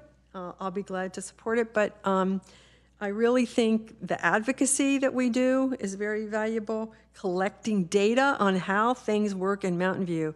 I was really struck by what Councilmember Ramos had to say, and then let's go with R3. And did you have a comment on what options 1, 2, or 3? The staff recommendations are fine. That's option 1. Yes, that is. Yes. Okay. Okay. So now everyone has spoken, and I don't know if there are any further comments by council members. Now that everybody has heard everybody, if anybody wants to wrap anything up, but if not, I'm not saying that you should. Oh, Councilmember Kamei. Great, thank you. So I would just ask staff, as this is coming forward, if we're hearing anything for the new year in terms of bills or any type of legislation, to also keep council apprised of that. I mean, I'm also comfortable with going for the ordinance, but I know that staff made a recommendation for a reason, and so always trust staff. But I would like to see that. And then I think also if we hear anything more from HCD, I know they're busy trying to work through a long list of housing elements, but I think part of my concern too was HCD seems to be providing feedback at different points of time and not always in sync with where council's timelines. And so as much as we can have that, I think would be helpful as we're going down this path. But, comfortable with what other colleagues have said, but I think there's many moving parts, and the more information we have, the better. Thanks, Mayor. Was that a question for staff or just comments for staff? I've recorded the comments. Yeah, thank you. Okay, great. Okay, so I now have, so this is the part in the agenda where I either summarize or I summarize the majority direction of council for the record. Staff should tell me if they want any straw polls, but I thought it was fairly clear. I got 4 or 4.5 council members in favor of a ordinance now, and 3 or 2.5 in favor of the staff recommendation. So ordinance now seems to be ahead in that one. And then as for question number 2, I think it was unanimous that people were interested in option 1. There were some comments about investigating what could be done with vacant units in terms of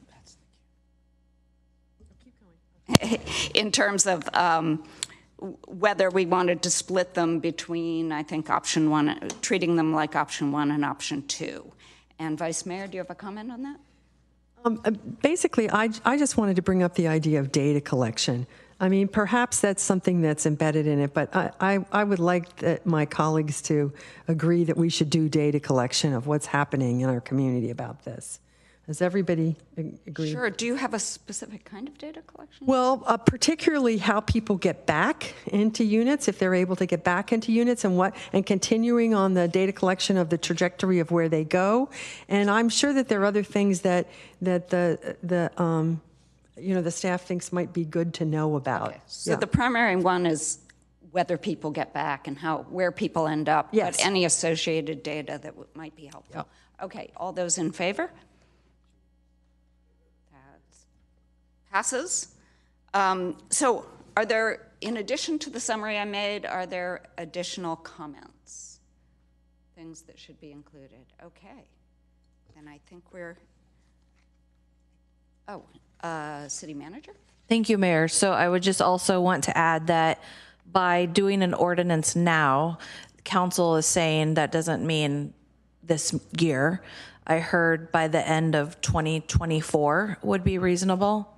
Okay, do we want a straw poll on that by the end of 2024? Or whenever? Or whenever. That's broad. Timeline. Okay. And then second thing to clarify is I also heard interest in watching legislation on SB 330, and we can also work with our legislative advocate on what they're hearing or if there's any inroads that we might even be able to make on extending that or making sure that it doesn't get rolled back, which I'm quite certain that it wouldn't, given the direction of the legislature. But I also heard interest in that, so just wanting to confirm that with council as well. All those in favor? Yes. Okay, thank you. Okay, any final comments on this item? Sorry. Okay, so we've completed this item, and we are now, let's see, what time is it? Okay, we've completed our study session, and we can roll right into our regular session. So we will now be, I'm calling the regular session to order. And we will start with item number 1, which is the Pledge of Allegiance. And, I'm supposed to say good evening, everyone. Welcome to the joint meeting of the Mountain View City Council and Shoreline Regional Park Community of October 10th, 2023. Please join me in the Pledge of Allegiance. I pledge allegiance to the flag of the United States of America and to the republic for which it stands, one nation, under God, indivisible, with liberty and justice for all.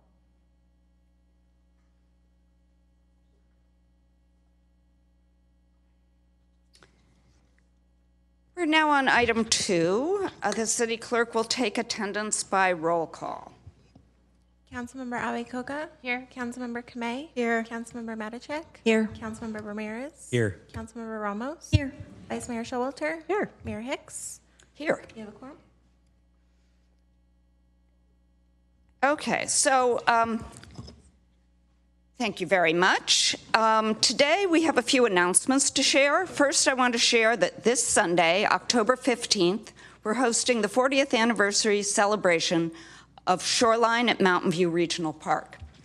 Everyone is invited to attend Sunday's free community event called Celebrate Shoreline, which will be located at the park. The physical address, if you need it, is 2070 North Shoreline Boulevard.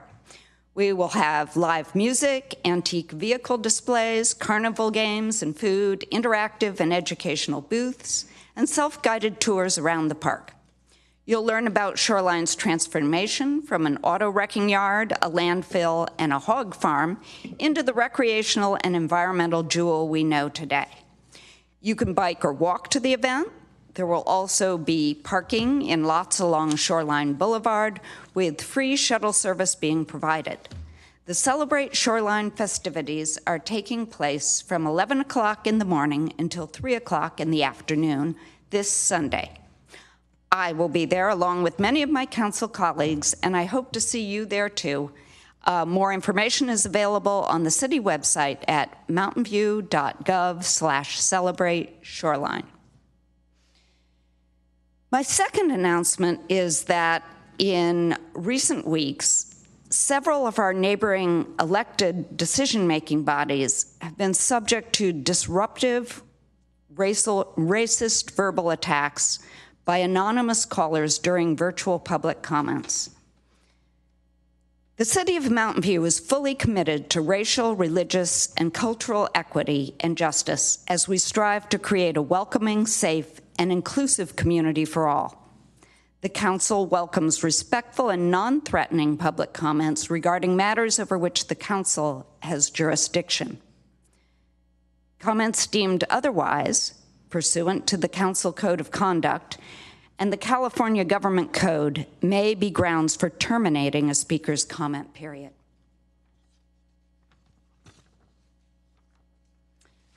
Okay, with that, we move on to item number 3, which is presentations. Please note these are presentations only. The City Council will not take any action. Public comment will occur after the presentation items, and if you would like to speak on these items in person, please submit a blue speaker card to the city clerk now. So, first, we have the Silicon Valley Clean Energy 2023 Electric Showcase Award. I'm excited to welcome the Silicon Valley Clean Energy here tonight to present the Electric Showcase Awards and congratulate the Mountain View winner, Sunshine Garden Apartments. We will now hear from Justin Zaganis, who is the SBCE Director of Decarbonization Programs, and also Deborah Vasquez from Sunshine Garden Apartments. Great, thank you. And good evening. Silicon Valley Clean Energy is the clean electricity provider for Mountain View and 12 other jurisdictions in Santa Clara County. Since our formation, we have helped reduce 530 million pounds of CO2. In Mountain View alone, our customers have saved more than $10.3 million since SVCE formed. We are proud to serve the community with programs to help reduce greenhouse gas emissions, including providing up to $8,000 in rebates to residents for transitioning to electric appliances. As part of our community work, we are delighted tonight to celebrate the Electric Showcase Award winners. These awards recognize people in the community who are leading the way in electrifying their buildings. This was a historic year for our awards. We selected 16 winners after receiving more than 150 applications. Among the winners is Sunshine Gardens Apartments here in Mountain View. The 44-unit Sunshine Gardens apartments were built in 1962, and the complex is taking electrical upgrades one step at a time and has made a series of energy efficiency improvements to ensure residents are getting the full benefit. I think we are now going to pause for a short video to celebrate all of the winners. Excellent. I'm Steve. We live in Campbell, and we are going electric. My name is Alexander Moore. I live in Morgan Hill, California, and I'm going electric. I'm Judy. I live in Campbell, and I'm going electric. I'm Scott. I live in Sunnyvale, and my family is going electric. We just figured anything that we can do to replace what we're using now with gas and have it be driven by clean solar and wind electricity through Silicon Valley Clean Energy would be an improvement. I'm Amit. I live in Cupertino, and my family is going electric. Hi, my name is Siva, and I have a business in Milpitas, and we have gone all electric. I'm Brady. I live in Sunnyvale, California, and I'm going electric. I'm Judy. My family lives in Los Altos Hills, and we've gone all electric. The biggest benefit we've had is what it's done to our monthly bills. Not only am I helping the planet, I'm also helping my pocket. I'm Cindy. We're here at Congregation Beth Am in Los Altos Hills, and we're going all electric. I'm Tom. I live in Los Altos, and my family went all electric. My name is Crystal, and I live in Sunnyvale. I'm going all electric. I'm Carol. I live in Saratoga, and I've gone electric. It has been a long transition for us. We didn't just decide we're going electric, and then we just did it all. As appliances age, we've changed them out. My name is Kurt. I live in Gilroy, and we're all electric now. I'm William. And I'm Lakshmi. We live in Sunnyvale. And we've gone all electric. I'm Justin. We live in Los Gatos, and we went all electric. We're Sunshine Gardens Apartments in Mountain View, and we're going electric. I think most people would like to do the right thing, but if it's going to cost them a lot of money, it makes it tough. But between the tax rebates and the Silicon Valley Clean Energy rebate, these things are affordable, very affordable. Well, that was fun. Thank you. Yes, it's a great video. A bunch of wonderful awardees. And I just want to add, if you're interested in seeing more buildings that are going electric in your community, we invite you to join us at the Electric Home Tour on October 14th. Make sure to stop by Sunshine Gardens, as they are also participating in the tour and hosting a refill pop-up. You can learn more and register at electrichometour.org. Thank you for your time. And congratulations to Sunshine Gardens. With your permission, we'd like to invite Deborah up to take a quick photo and give her the award. Yes. Excellent.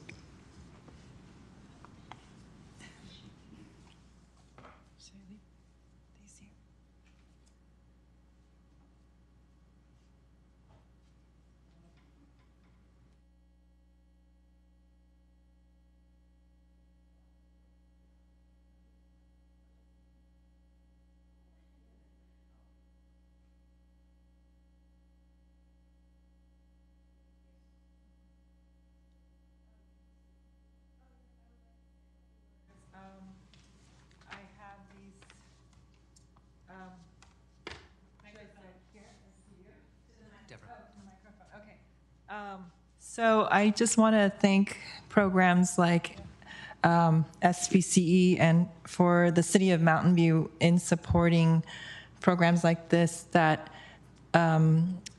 preserve vintage multifamily housing, because this is what houses our diverse population, and this is what is rent controlled, and this is what the perspectives that we need as a society to have all members to be in. So I'd also like to invite you personally to come on the Saturday to the Electric Home Tour, and if you have a chance to see the soap refillery that we're hosting, as well as Okapi reusable cup app, so that we can all cut down on plastics. So thank you very much, and I'll give you guys a brochure, and it's nice to meet you all. Deborah, thank you very much. I should tell everyone I've been on the tour. And are you going to do the same one that you did last time? No, I'll do it a little bit different. A little different, okay. I won't walk around as much, and it'll be more spotlight on the two pop-ups, which are local pop-ups and with local business owners, and they're also women. So I don't know. It's all a positive thing. Well, it was super fun when I went, and I encourage everyone to go. It was all electric, but there was a lot more to learn too. There's just a lot going on at your place. Yeah, there is. And all over the Bay Area, from Millbrae to Milpitas, the electric home tour is going to be an eye-opener. So without ado, I'll hand out these for you guys if you're interested. Yeah. Oh, okay. And you can recognize the place because it has, I think, the most fun mid-century modern sign, retro sign in front of it of any I've seen in the Bay Area. So very welcoming.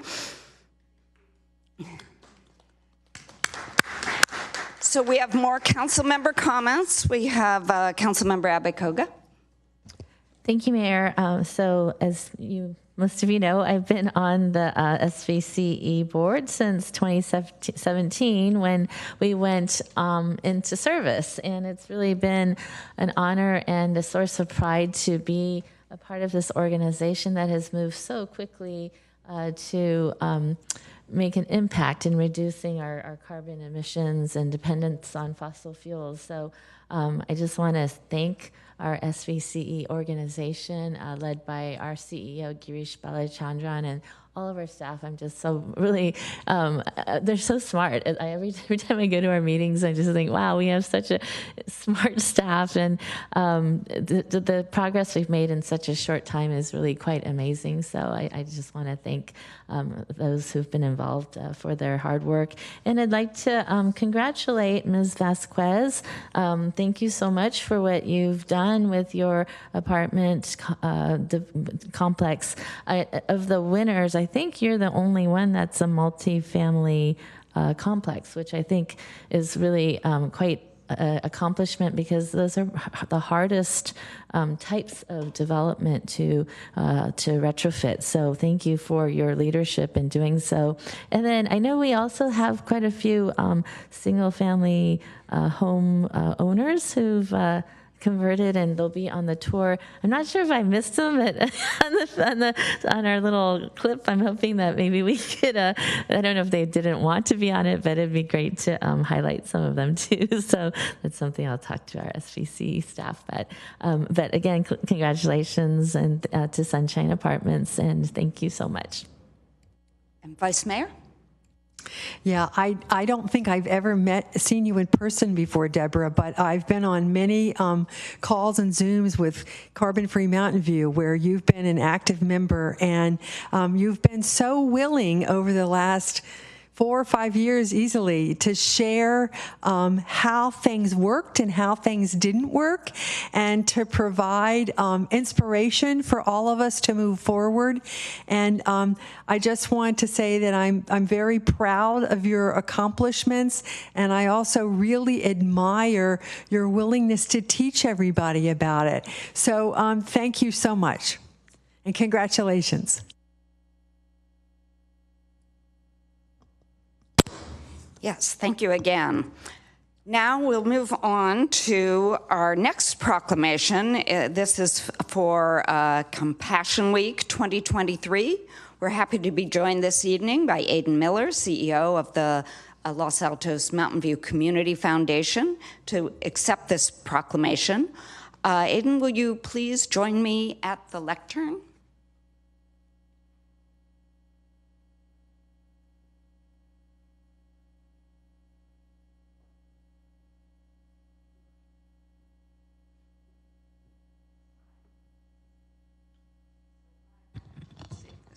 Is on. So I'll read a few words to you from the proclamation. They're usually very long, so I probably won't read the whole thing. And then you can share a few words with us.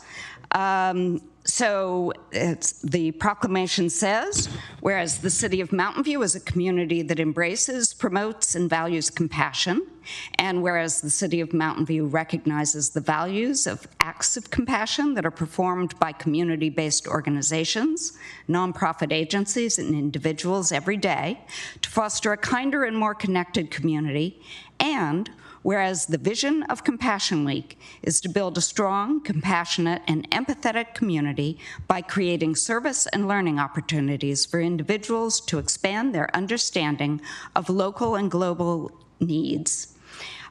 And whereas whereas all members of the Mountain View community, regardless of age, background, education, gender, religious beliefs, lifestyle, ability, or skill, are invited to contribute their talents and energy to participate in Compassion Week projects and activities and help make Mountain View a more caring and kind community.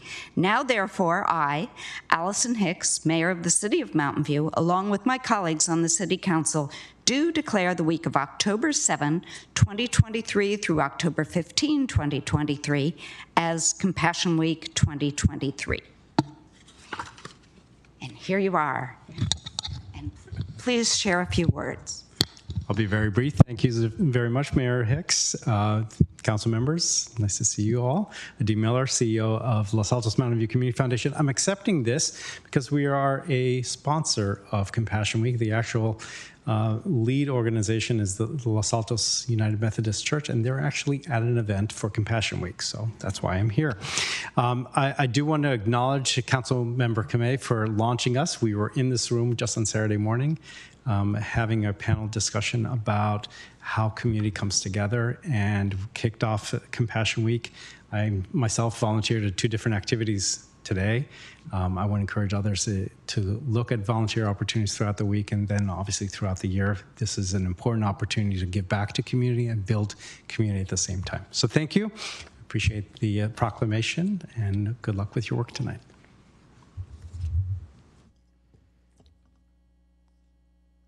Thank you. We're now open to comments, council comments first, and then we will be taking public comment for the presentation items. If any member of the public joining us virtually or in person would like to provide a comment, please click the raise hand button in Zoom or submit a blue speaker card. I see no speakers. So in this case, we will move to item number 4 on our agenda, which is the consent calendar. These items will be approved by one motion unless any member of the council wishes to remove an item for discussion. If you'd like to speak on this item or the next item, oral communications on non-agenda items in person, please submit a blue speaker card to the city clerk now. Would any member of the council like to pull an item? Would any member of council like to comment on an item? Vice Mayor. Yes, I would. I would like to comment. Let me find my notes here. Yeah, I would like to comment on item 4.2, the San Antonio Sewer Improvement Project. The design documents are complete for the San Antonio Area Sewer Improvement Project. This project will address the operation and capacity issues for the city's sanitary sewer collection system in the San Antonio service area. And they'll replace a sewer meter and improve our wastewater flow measure accuracy. If the recommendations are approved and a responsive bid is received, then this will get going in early 2024 and be completed by fall of 2024. This pipeline is on the boundary of Mountain View, Los Altos, and Palo Alto. And since parts of it will be in all cities, there's been a lot of coordination needed between the neighboring cities. So that's made it more complex and harder to get done. But it's ready to go out for construction bids now, which is really something to be celebrated. It means that a tremendous amount of work has been done. And this kind of project is what keeps our sewers in good shape. So it's really important. I mean, none of us really want to have to think about our sewers. We really want the city to just take care of it. And that's what this is all about. This project is all about. But I want to bring it up because I think it's important for everybody to understand that it is quite a bit of work. And if somebody doesn't do it, a tremendous amount of trouble can arise. So we're going to avoid quite a bit of trouble down the road because we're doing this project. So at this point, I just, as the civil engineer on the council, I just want to thank the Public Works Department for taking care of this for all of us. And we appreciate your work. Okay, so Seeing no council members, this is the last call for pulling items. I see nobody wanting to pull items. And also a last call for anybody who wants to speak on consent items. Any members of the public? I also see nobody wanting to speak on it. I'll now bring the item back for council action. So we have a motion to approve the consent calendar by Councilmember Kamei and a second by Councilmember Ramirez, so we can vote.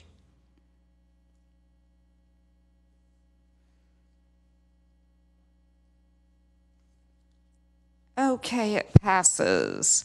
We are now on item number 5 on our agenda, which is oral communications. This portion of the meeting is reserved for persons wishing to address the council on any matter not on the agenda. Speakers are allowed to speak on any topic within the council's subject matter jurisdiction for up to 3 minutes during this section. State law prohibits council from acting on non-agenda items. If you'd like to speak on this item or the next item in person, please submit a blue speaker card to the city clerk now. I see no people wanting to speak. And raise your hand in Zoom if you'd like to speak virtually. I see Money Singh.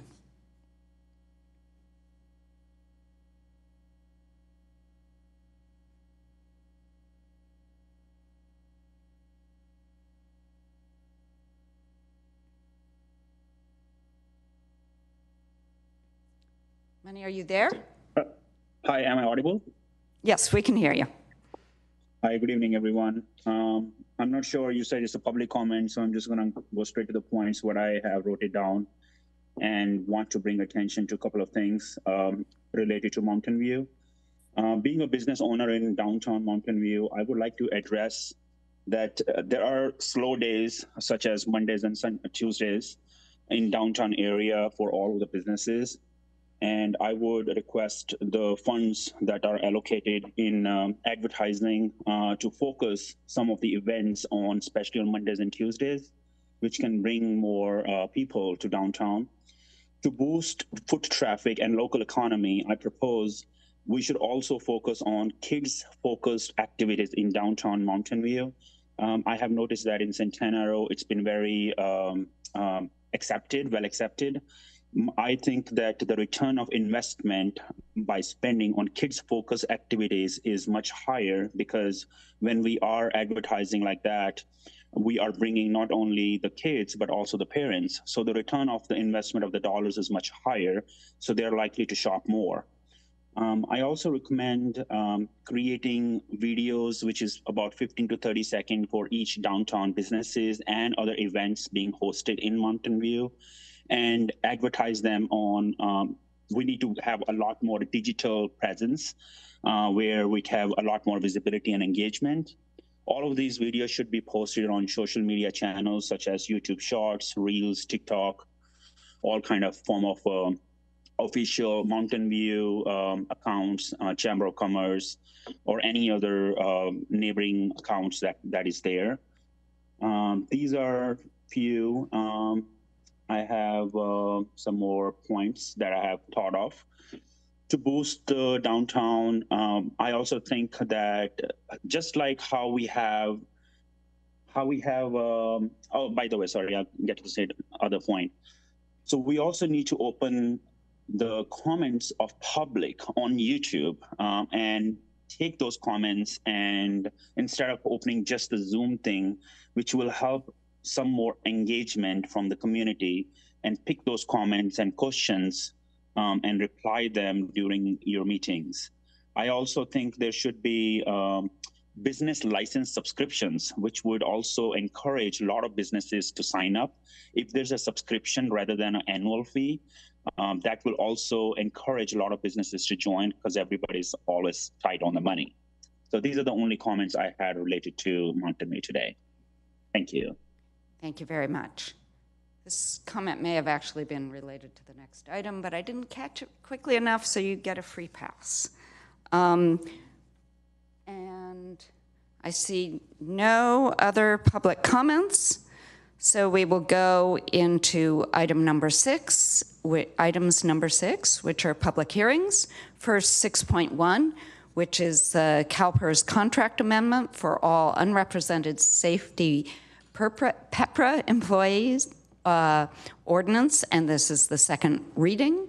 Human Resources Manager Lindsay Bishop will present the item. Good evening, Mayor and Council members. I'm here on behalf of Human Resources, returning again for the final required legislative body action for the cost share amendment for unrepresented safety employees under the Public Employees Pension Reform Act, otherwise known as PEPRA.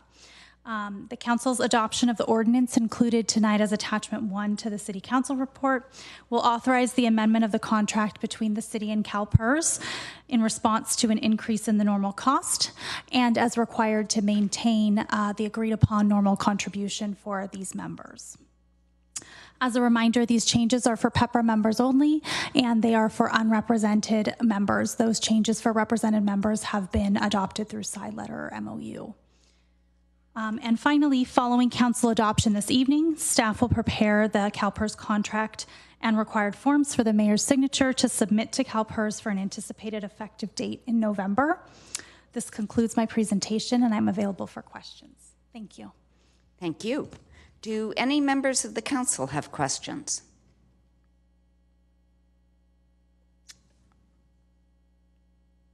I don't see any questions. Would any member of the public joining us virtually or in person like to provide comment on this item?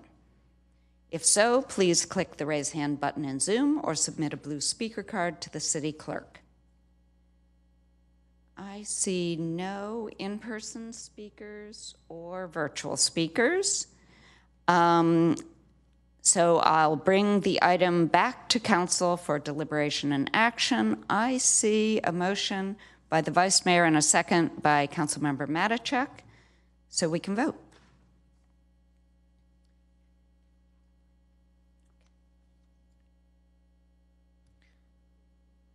Mayor? Oh. We need... Vice Mayor? I think there's some reading for you to do. Sure. I move that we adopt an ordinance of the City of Mountain View authorizing an amendment to the contract between the City Council of the City of Mountain View and the Board of Administration of the California Public Employees Retirement System, to be read in title only, further reading waived. Okay, now we can vote.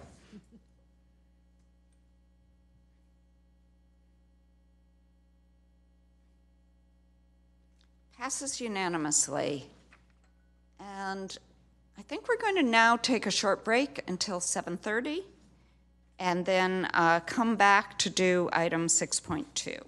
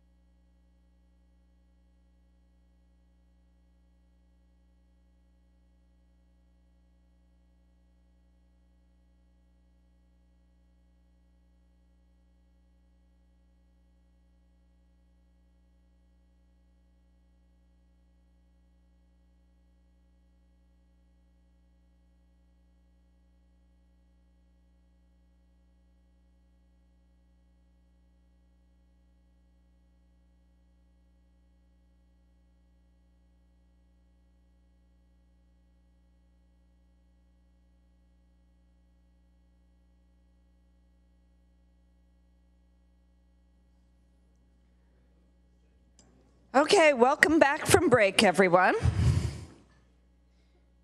We are now on item number 6.2 on our agenda, which is the downtown business improvement areas.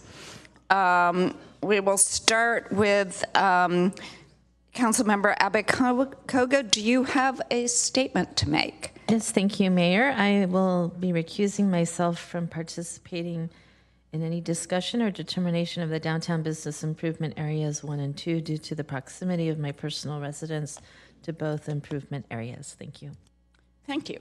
I will also be recusing myself from participating in any discussion of the downtown business improvement areas 1 and 2 due to proximity of my personal residence to both improvement areas.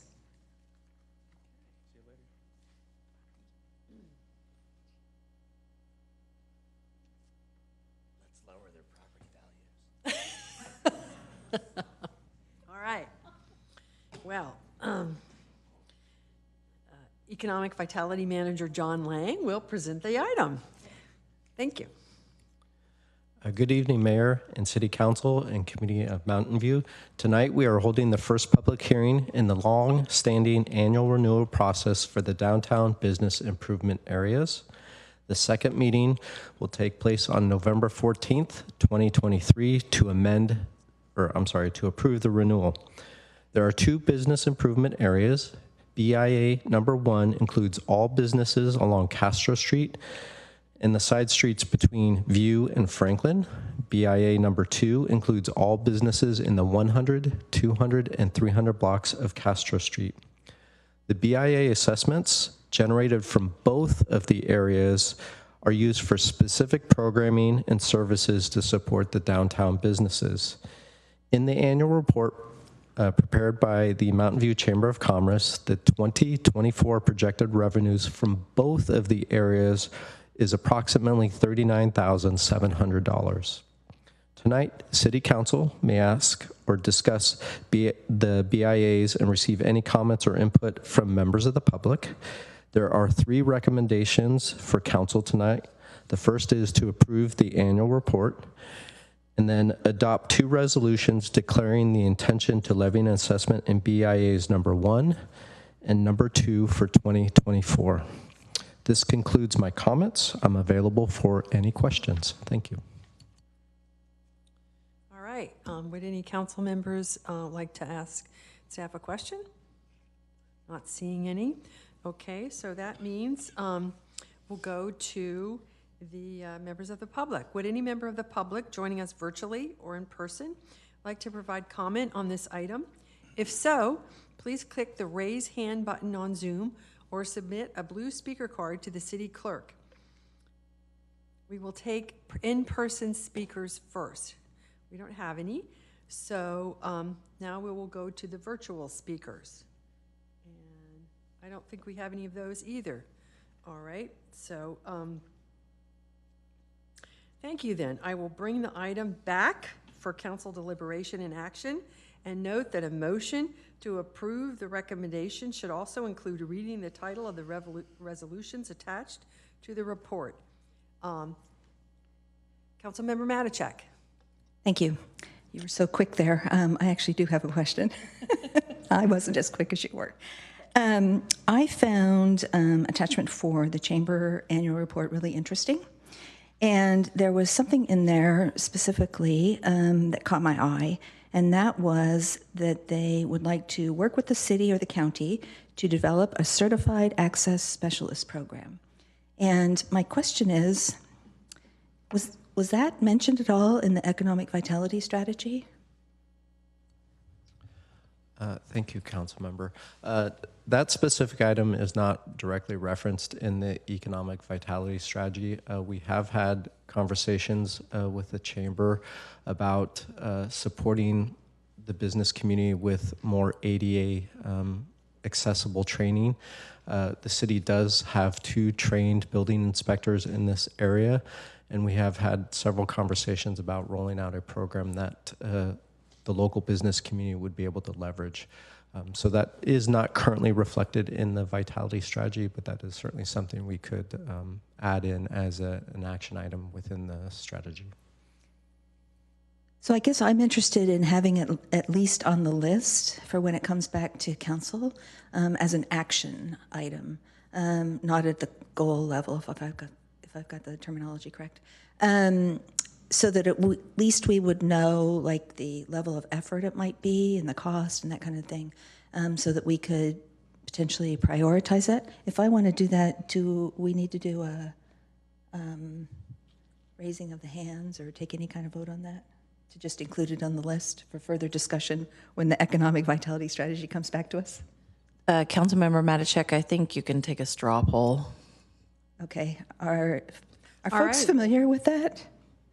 The what it actually means and does? Why don't you talk for a minute about it? Yeah, so I'm not the expert, but it's my understanding that if you have someone who is certified as part of this program, they come out to your business and do the inspection, and they will list the things you need to do to be ADA compliant.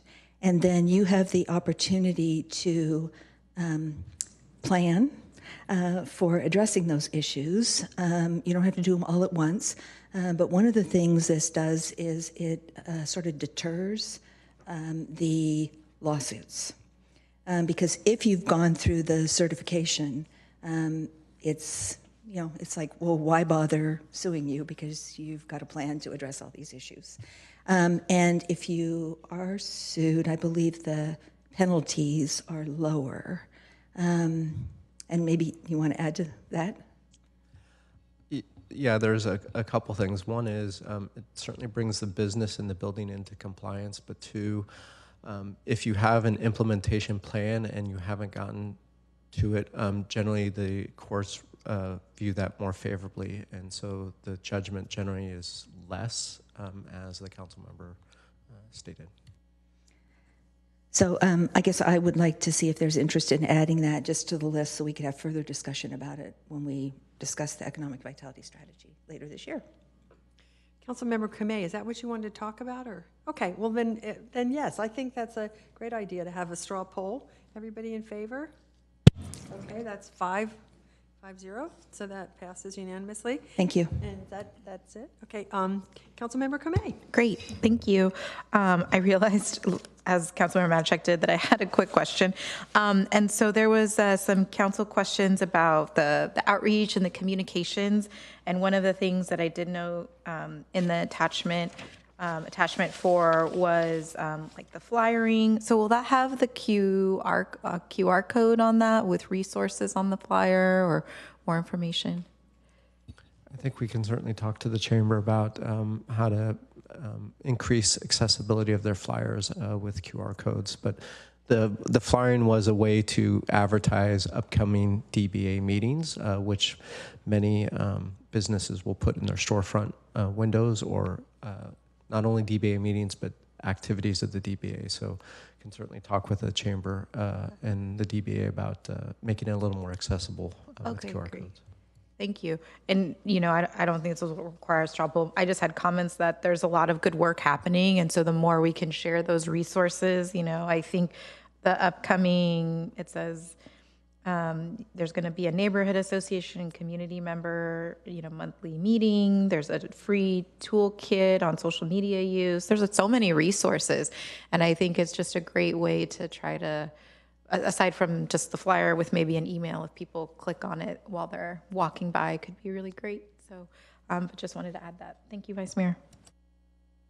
Okay, and then I was also going to remind everybody, we got a comment during public comment, oral communications that I think was really associated with this one, from Mr. Singh about really wanting to do something to pick up business on Mondays and Tuesdays, which are slower days, and to have kid-focused activities. And so that I just was going to remind everybody that comment had come in, and I hope we can really associate it with this item moving forward. Okay, so with that, we have a mover and a seconder. So I'll call on Councilmember Ramirez to read the necessary language. Thank you, Vice Mayor.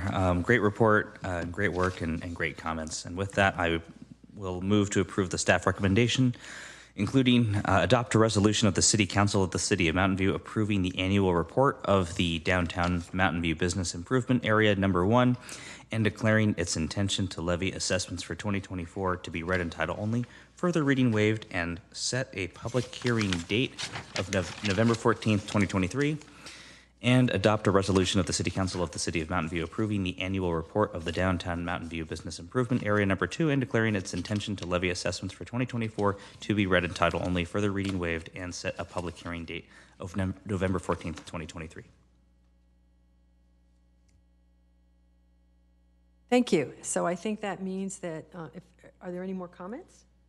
I guess I would just like to make a comment. I think that you know, our city and the Chamber of Commerce have had a long-standing, very positive collaboration. And I want to thank Mr. Lang for continuing it on the Mountain View staff, and Mr. Katz, who's in the audience, for being here on a regular basis and working with us on so many things. It does make our community richer, and we appreciate that. So let's vote.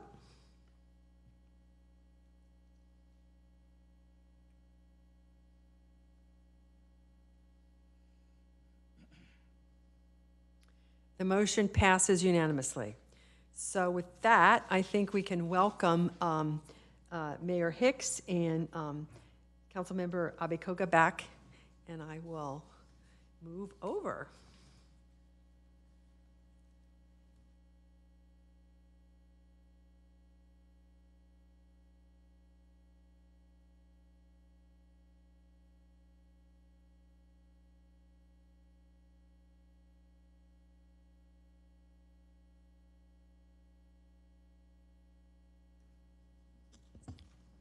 Okay, now we can move to item number 7, which is new business.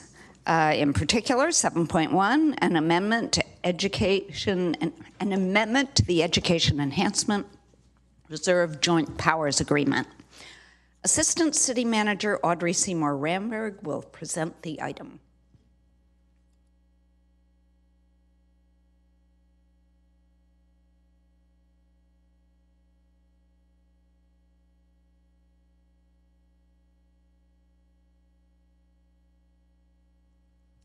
Thank you, Madam Mayor, members of the council. I'm here tonight to seek authorization to amend the Education Enhancement Reserve Joint Powers Agreement, which is also sometimes called the EERJPA, and that exists between the Shoreline Regional Park Community, which is sometimes called the Shoreline Special Park District, and the Mountain View Wisman School District and the Mountain View Los Altos High School District. The first Education Enhancement Reserve, JPA, was entered into in 2006, and it provided a $400,000 annual payment to Mountain View Wisman and Mountain View Los Altos school districts. In 2011, in response to an economic downturn and budget challenges being faced by the school districts, that payment amount was increased, and that higher payment amount was continued in a new agreement that was executed in 2013. In 2019, the agreement was amended to enable the school districts to receive their full tax rate allocation on the assessed value from all new residential property development in the North Bay Shore area. And that was a program that was set forth in the 2017 North Bay Shore Precise Plan, which envisions development of up to 9,850 new housing units. Earlier this year, a one-year agreement was executed to continue the current level of payments while the parties are engaged in negotiating a longer-term successor agreement. The current agreement, which expires on June 30th of 2024, includes a minimum payment, an adjustment payment, and a one-time additional payment. The minimum payment is $5.7 million for Mountain View Wisman School District and $3.6 million to Mountain View Los Altos District. The adjustment payment is equal to the rate of growth in the property tax revenue as applied to the minimum payment. And then the one-time additional payment is 10% of the adjustment payment.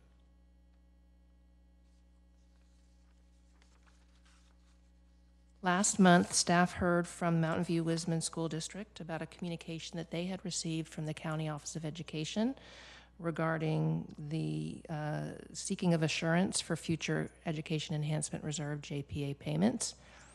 As background, all school districts are required by the state to submit their budgets, including a 2-year forecast, to the County Office of Education for review and approval. The County Office of Education raised a concern to Mountain View Wisman School District about the Education Enhancement Reserve JPA payment being included in the district's forecast, which is 2 years beyond the current term of the agreement. To rectify this concern, the County Office of Education has asked the Mountain View Wisman School District to provide a letter of assurance or a new agreement from the Shoreline District regarding these future payments. As an alternative, Mountain View Wisman School District would be required to submit a revised budget and forecast to the County Office of Education. The district, wishing to avoid impacts to schools and students, has requested that the city provide this assurance. To support this, and in recognition of the fact that the Shoreline Regional Park community has a continuity of payments to the districts for almost 20 years, and also in recognition of the fact that Mountain View's quality of life is greatly benefits from the Shoreline community's support of the school districts, staff does recommend providing this assurance, and doing that in the form of amending the current Education Enhancement Reserve JPA.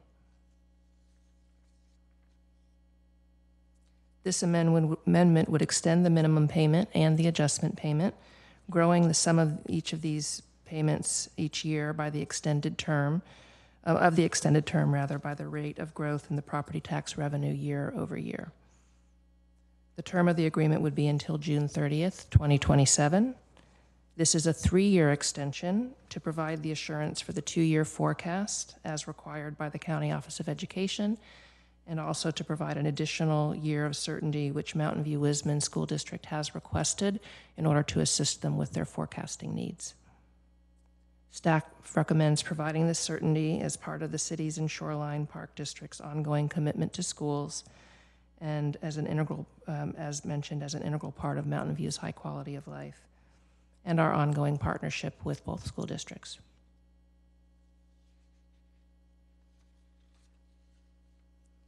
If council approves staff's recommendation tonight, we will draft the amendment and will take this document through the approval process. The process includes going to the Education Enhancement Reserve Joint Powers Authority Board, which consists of the Mountain View Wisman and Mountain View Los Altos superintendents, and also with the city manager acting in her capacity as the Shoreline manager. The action of the Education Enhancement Reserve JPA Board would be to approve the amendment for recommendation to each of the entity's governing bodies. We expect that we could complete this process and bring the amendment back to you before the end of December of this year, and also to the 2 boards of trustees. In the meantime, we would continue to negotiate the successor agreement as expeditiously as possible.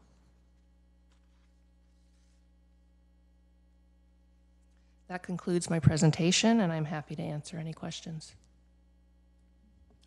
Thank you very much. Do any council members have questions? While I'm waiting for possible council questions, I want to say that the next section of this agenda will allow members of the public joining us virtually or in person to provide comment on this item. And if you'd like to make a comment, please click the raise hand button in Zoom or submit a blue speaker card to the city clerk. We will take in person speakers first, and I'm seeing no council questions. So in-person speakers. I'm also seeing no in-person speakers. I do, though, see a virtual speaker. Devin Conley.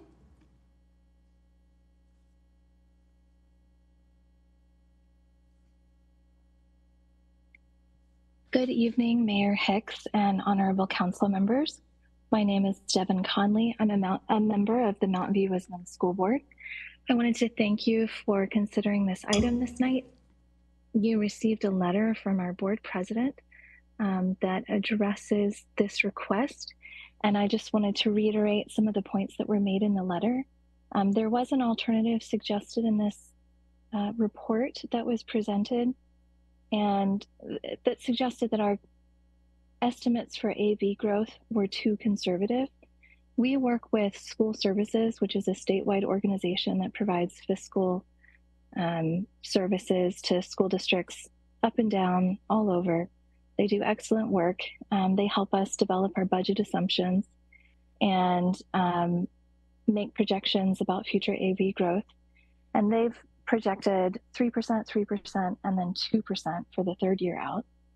If you look at MVLA's upcoming budget, which was recommended as a possible alternative for budget assumptions for our district, they project 5% for their budget. They have a larger catchment area than Mountain View Wisdom School District does, so we have a more volatile tax base to a certain extent because it's so small in terms of what it encompasses.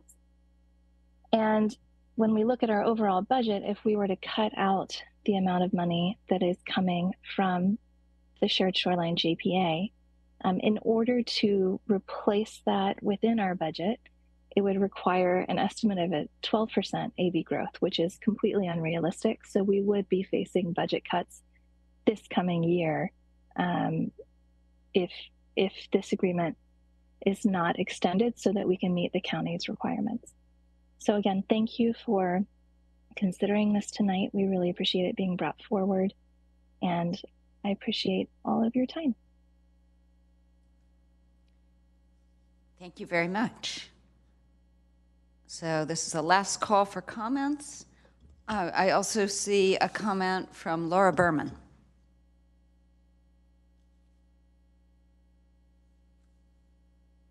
Good evening. Can you hear me? We can hear you, yes. Thank you. I just have a brief comment. Dear Honorable Mayor Hicks and council members, I submitted a letter yesterday, and I just want to reiterate my appreciation for you including this amendment to the Education Enhancement Reserve Joint Powers on the agenda tonight. These annual payments benefit our students and provide crucial programs and services. As we embark on the negotiations of a long-term agreement for Shoreline, the assurance that the city is providing about our continuity of the current minimum payment and adjustment payments given the Santa Clara County Superintendent of Schools the information they need to deem our budget is fiscally solvent. We appreciate your support so that MVWSD can avoid any negative budget consequences. Thank you very much. Thank you. So this is the last call for comments. I see no additional comments either in person or virtually. So I'll now bring the item back for council deliberation and action.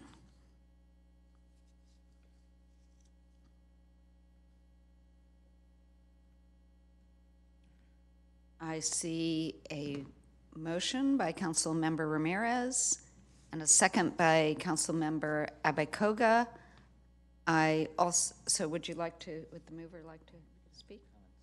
Okay, the mover would like to, are you moving the staff recommendation? Yes, I'm moving the staff recommendation. Totally different. Okay.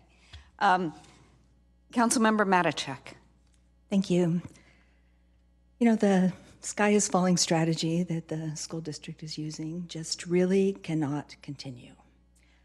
The sky is not falling. And I really hope that the ad hoc committee can change the narrative and come to an agreement that works well for all. I'm very hopeful of that. I think we're all on the same page when it comes to wanting the same things for our community: great quality of life, great education, great parks, and so much more. It seems like we should be able to work this out. Thank you.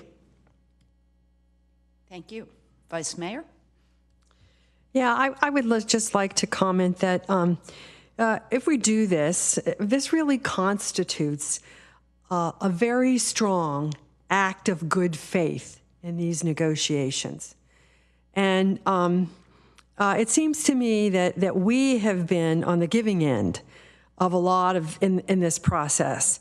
We've given field care, crossing guards, beyond the bell, after school funding, safe routes to school assistance, bicycle training, the list goes on. And that's we've been generally happy to do that because we understand that these kids are our kids and we want to have a good quality of life.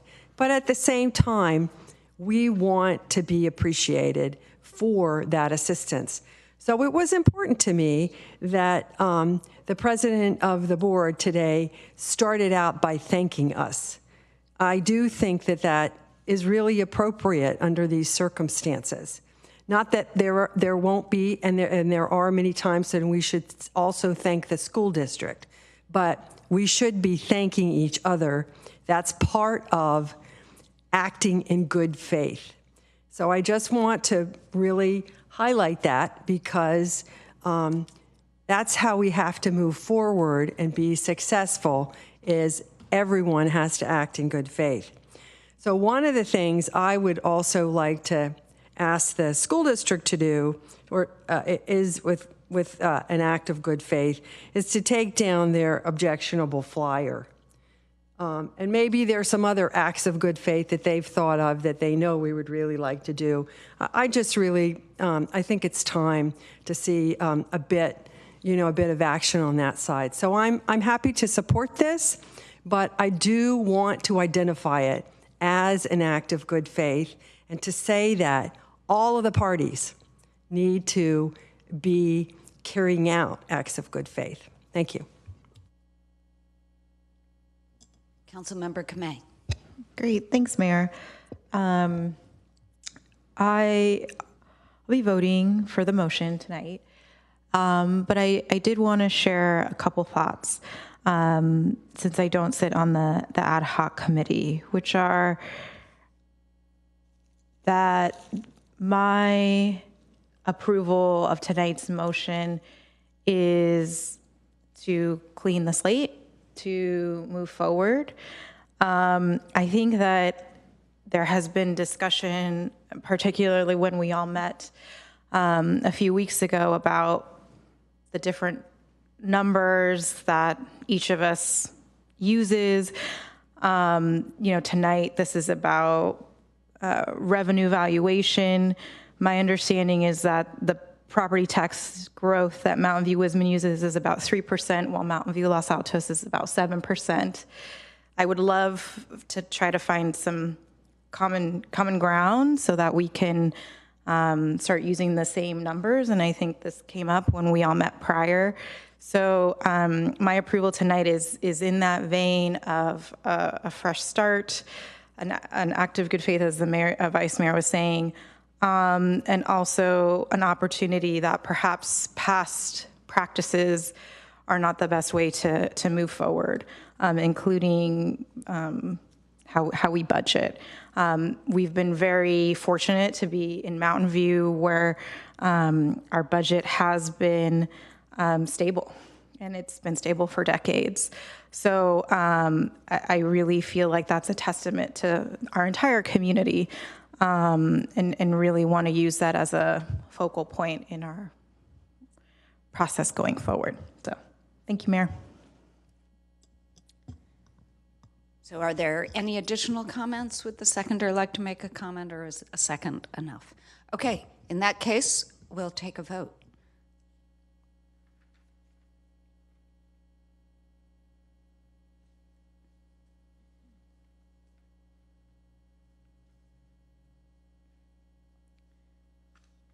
Passes unanimously. So we'll now move on to item number 8, which is council staff committee reports. Councilmember Ramos. Thank you, Mayor. Just a quick announcement. I went to the Silicon Valley Animal Control Authority board where the major item that we had was evaluating the executive director and giving him a raise. Thank you. Vice Mayor. Yeah, I just wanted to report that last Thursday night, we had a council neighborhood meeting for the Springer Cuesta Phyllis area, and it was lively. Oh my goodness. There were many pre-submitted questions. I kept a sort of non-scientific tally and there were about 80 questions that staff answered, which is a lot. So I just wanted to appreciate all the staff that took part and all the people who came out. We had over 50 residents who came to ask questions, and I think that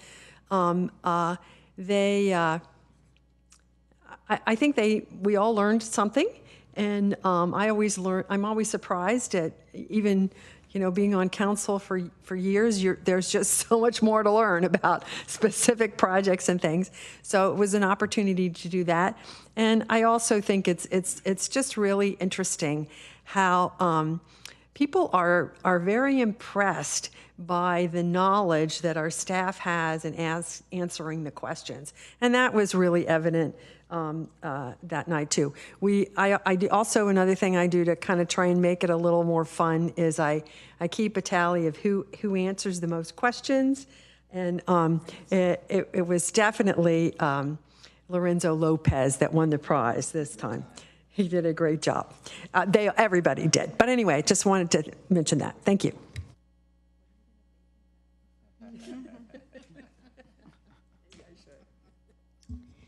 Councilmember Abakoga. Thank you, Mayor. Just a couple of report outs.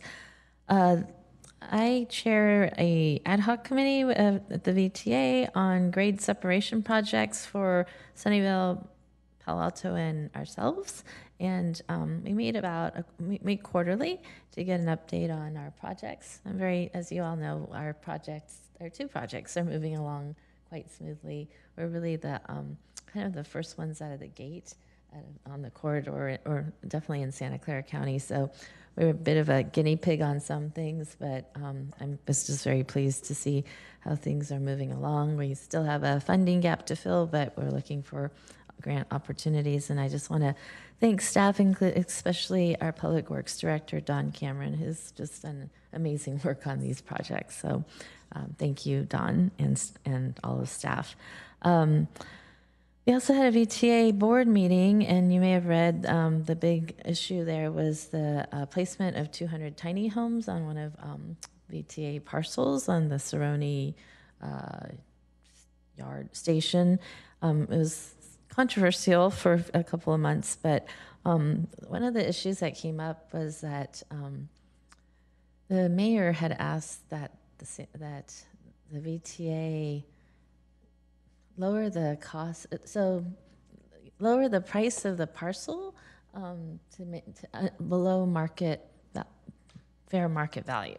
And that actually then made me think, since we had the Evelyn site and we purchased that, I just wanted to make sure that whatever happens is equitable across all of our cities and all of the VTA sites. So part of the motion was to bring back an inventory of all of the sites that are available, and then I think eventually come up with some kind of formula on the pricing of these parcels. But I always want to make sure that we have equity here, so I asked that be looked at. So they will be bringing that back.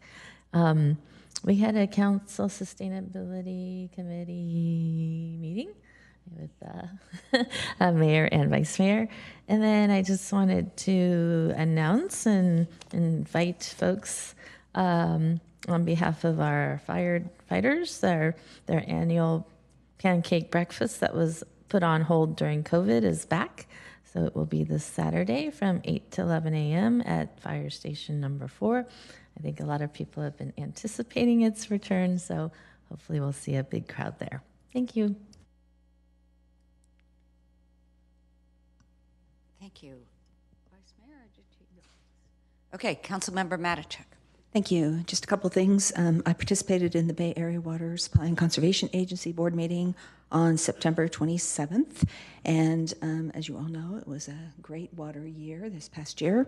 And the Hetch Hetchy system is still at incredible capacity, 95% of the capacity.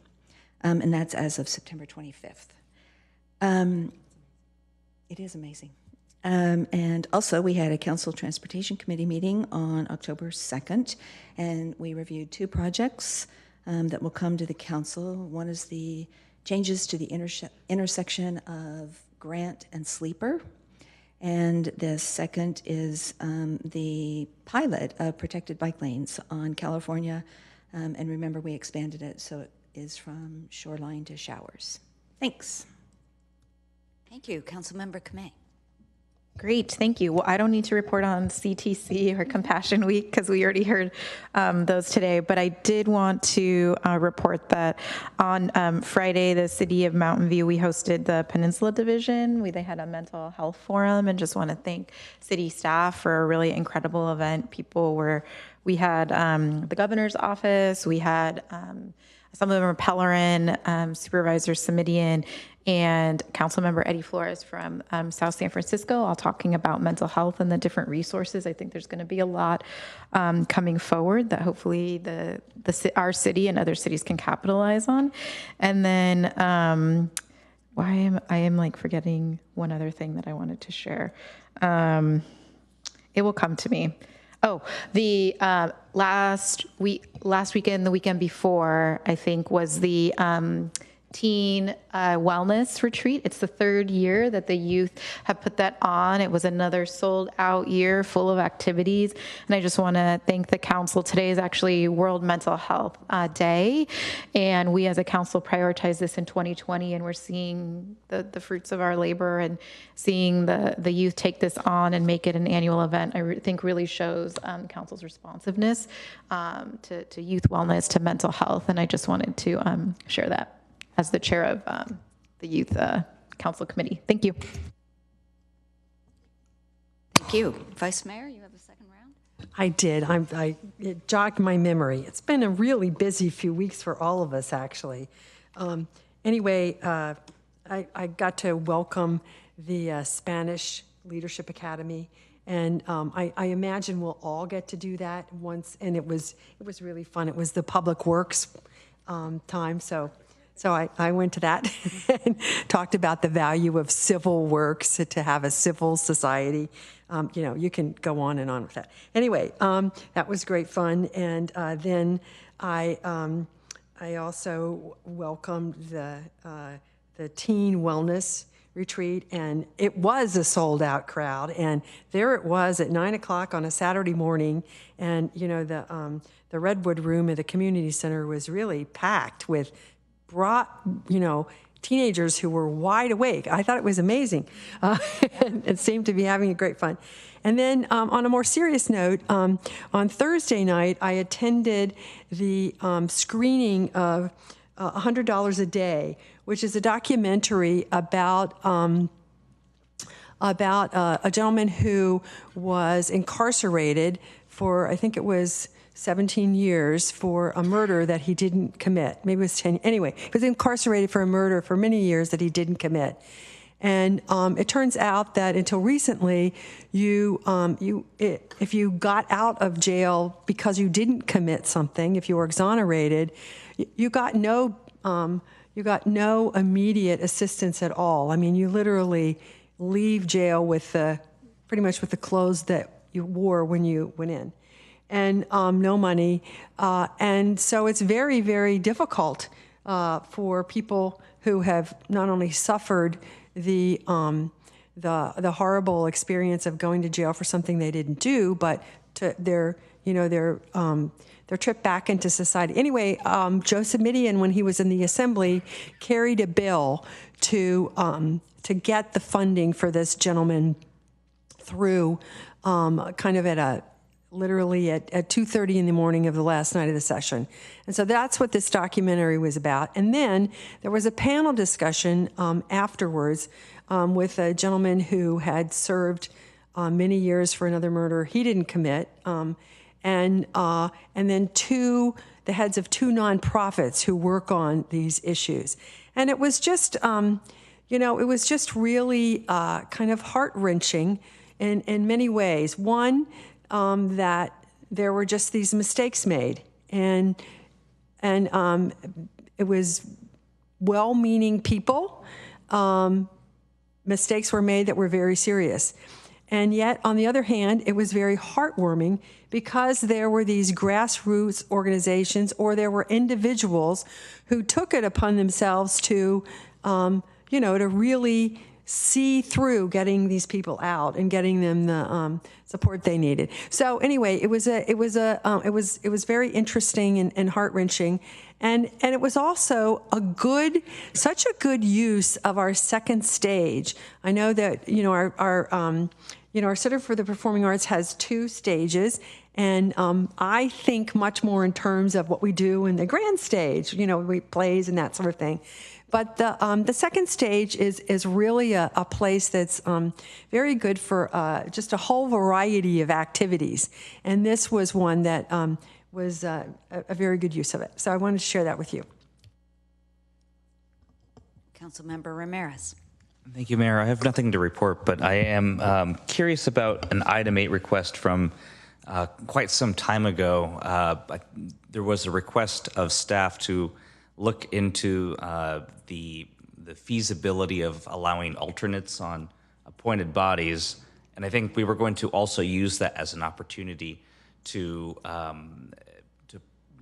establish formally by resolution advisory bodies that have an ambiguous administrative history. And I'm curious to know if there's any update on, it's not the most important thing in the world, but I don't want to forget about that.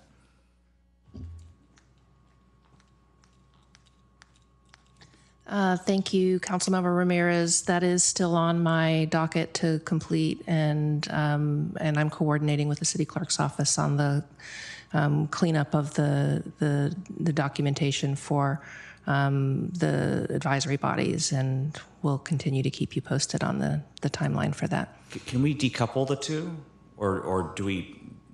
Is there still work to be done, or is it just we're swamped and we can't bring everything to council? Speaking for myself, it's just been a matter of being swamped and getting that up to the top of my docket.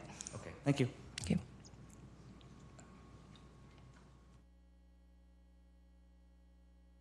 You don't have a third round, do you? Okay. Okay, so I chaired the Council Sustainability Committee where we talked about the greenhouse gas inventory for city operations, which is basically good news. We're ahead of schedule. And we also talked about a resilience plan for upcoming expected, but hopefully not, heat events, flooding events, fires, and other global warming related events, planning for that. And I guess we can go out on a happy note. You mentioned Lorenzo Lopez winning your most questions asked. He was also had a very complimentary letter to the editor at in the San Jose Mr. Roadshow. Yeah, in Mr. Roadshow. So, and I know that because my mother sent it to me at like 6 in the morning. So, yeah, I thought we could end on good news. And with that, if there are no other council staff or committee reports, we're on item 9, closed session report. City Attorney Lowe, do you have a closed session report?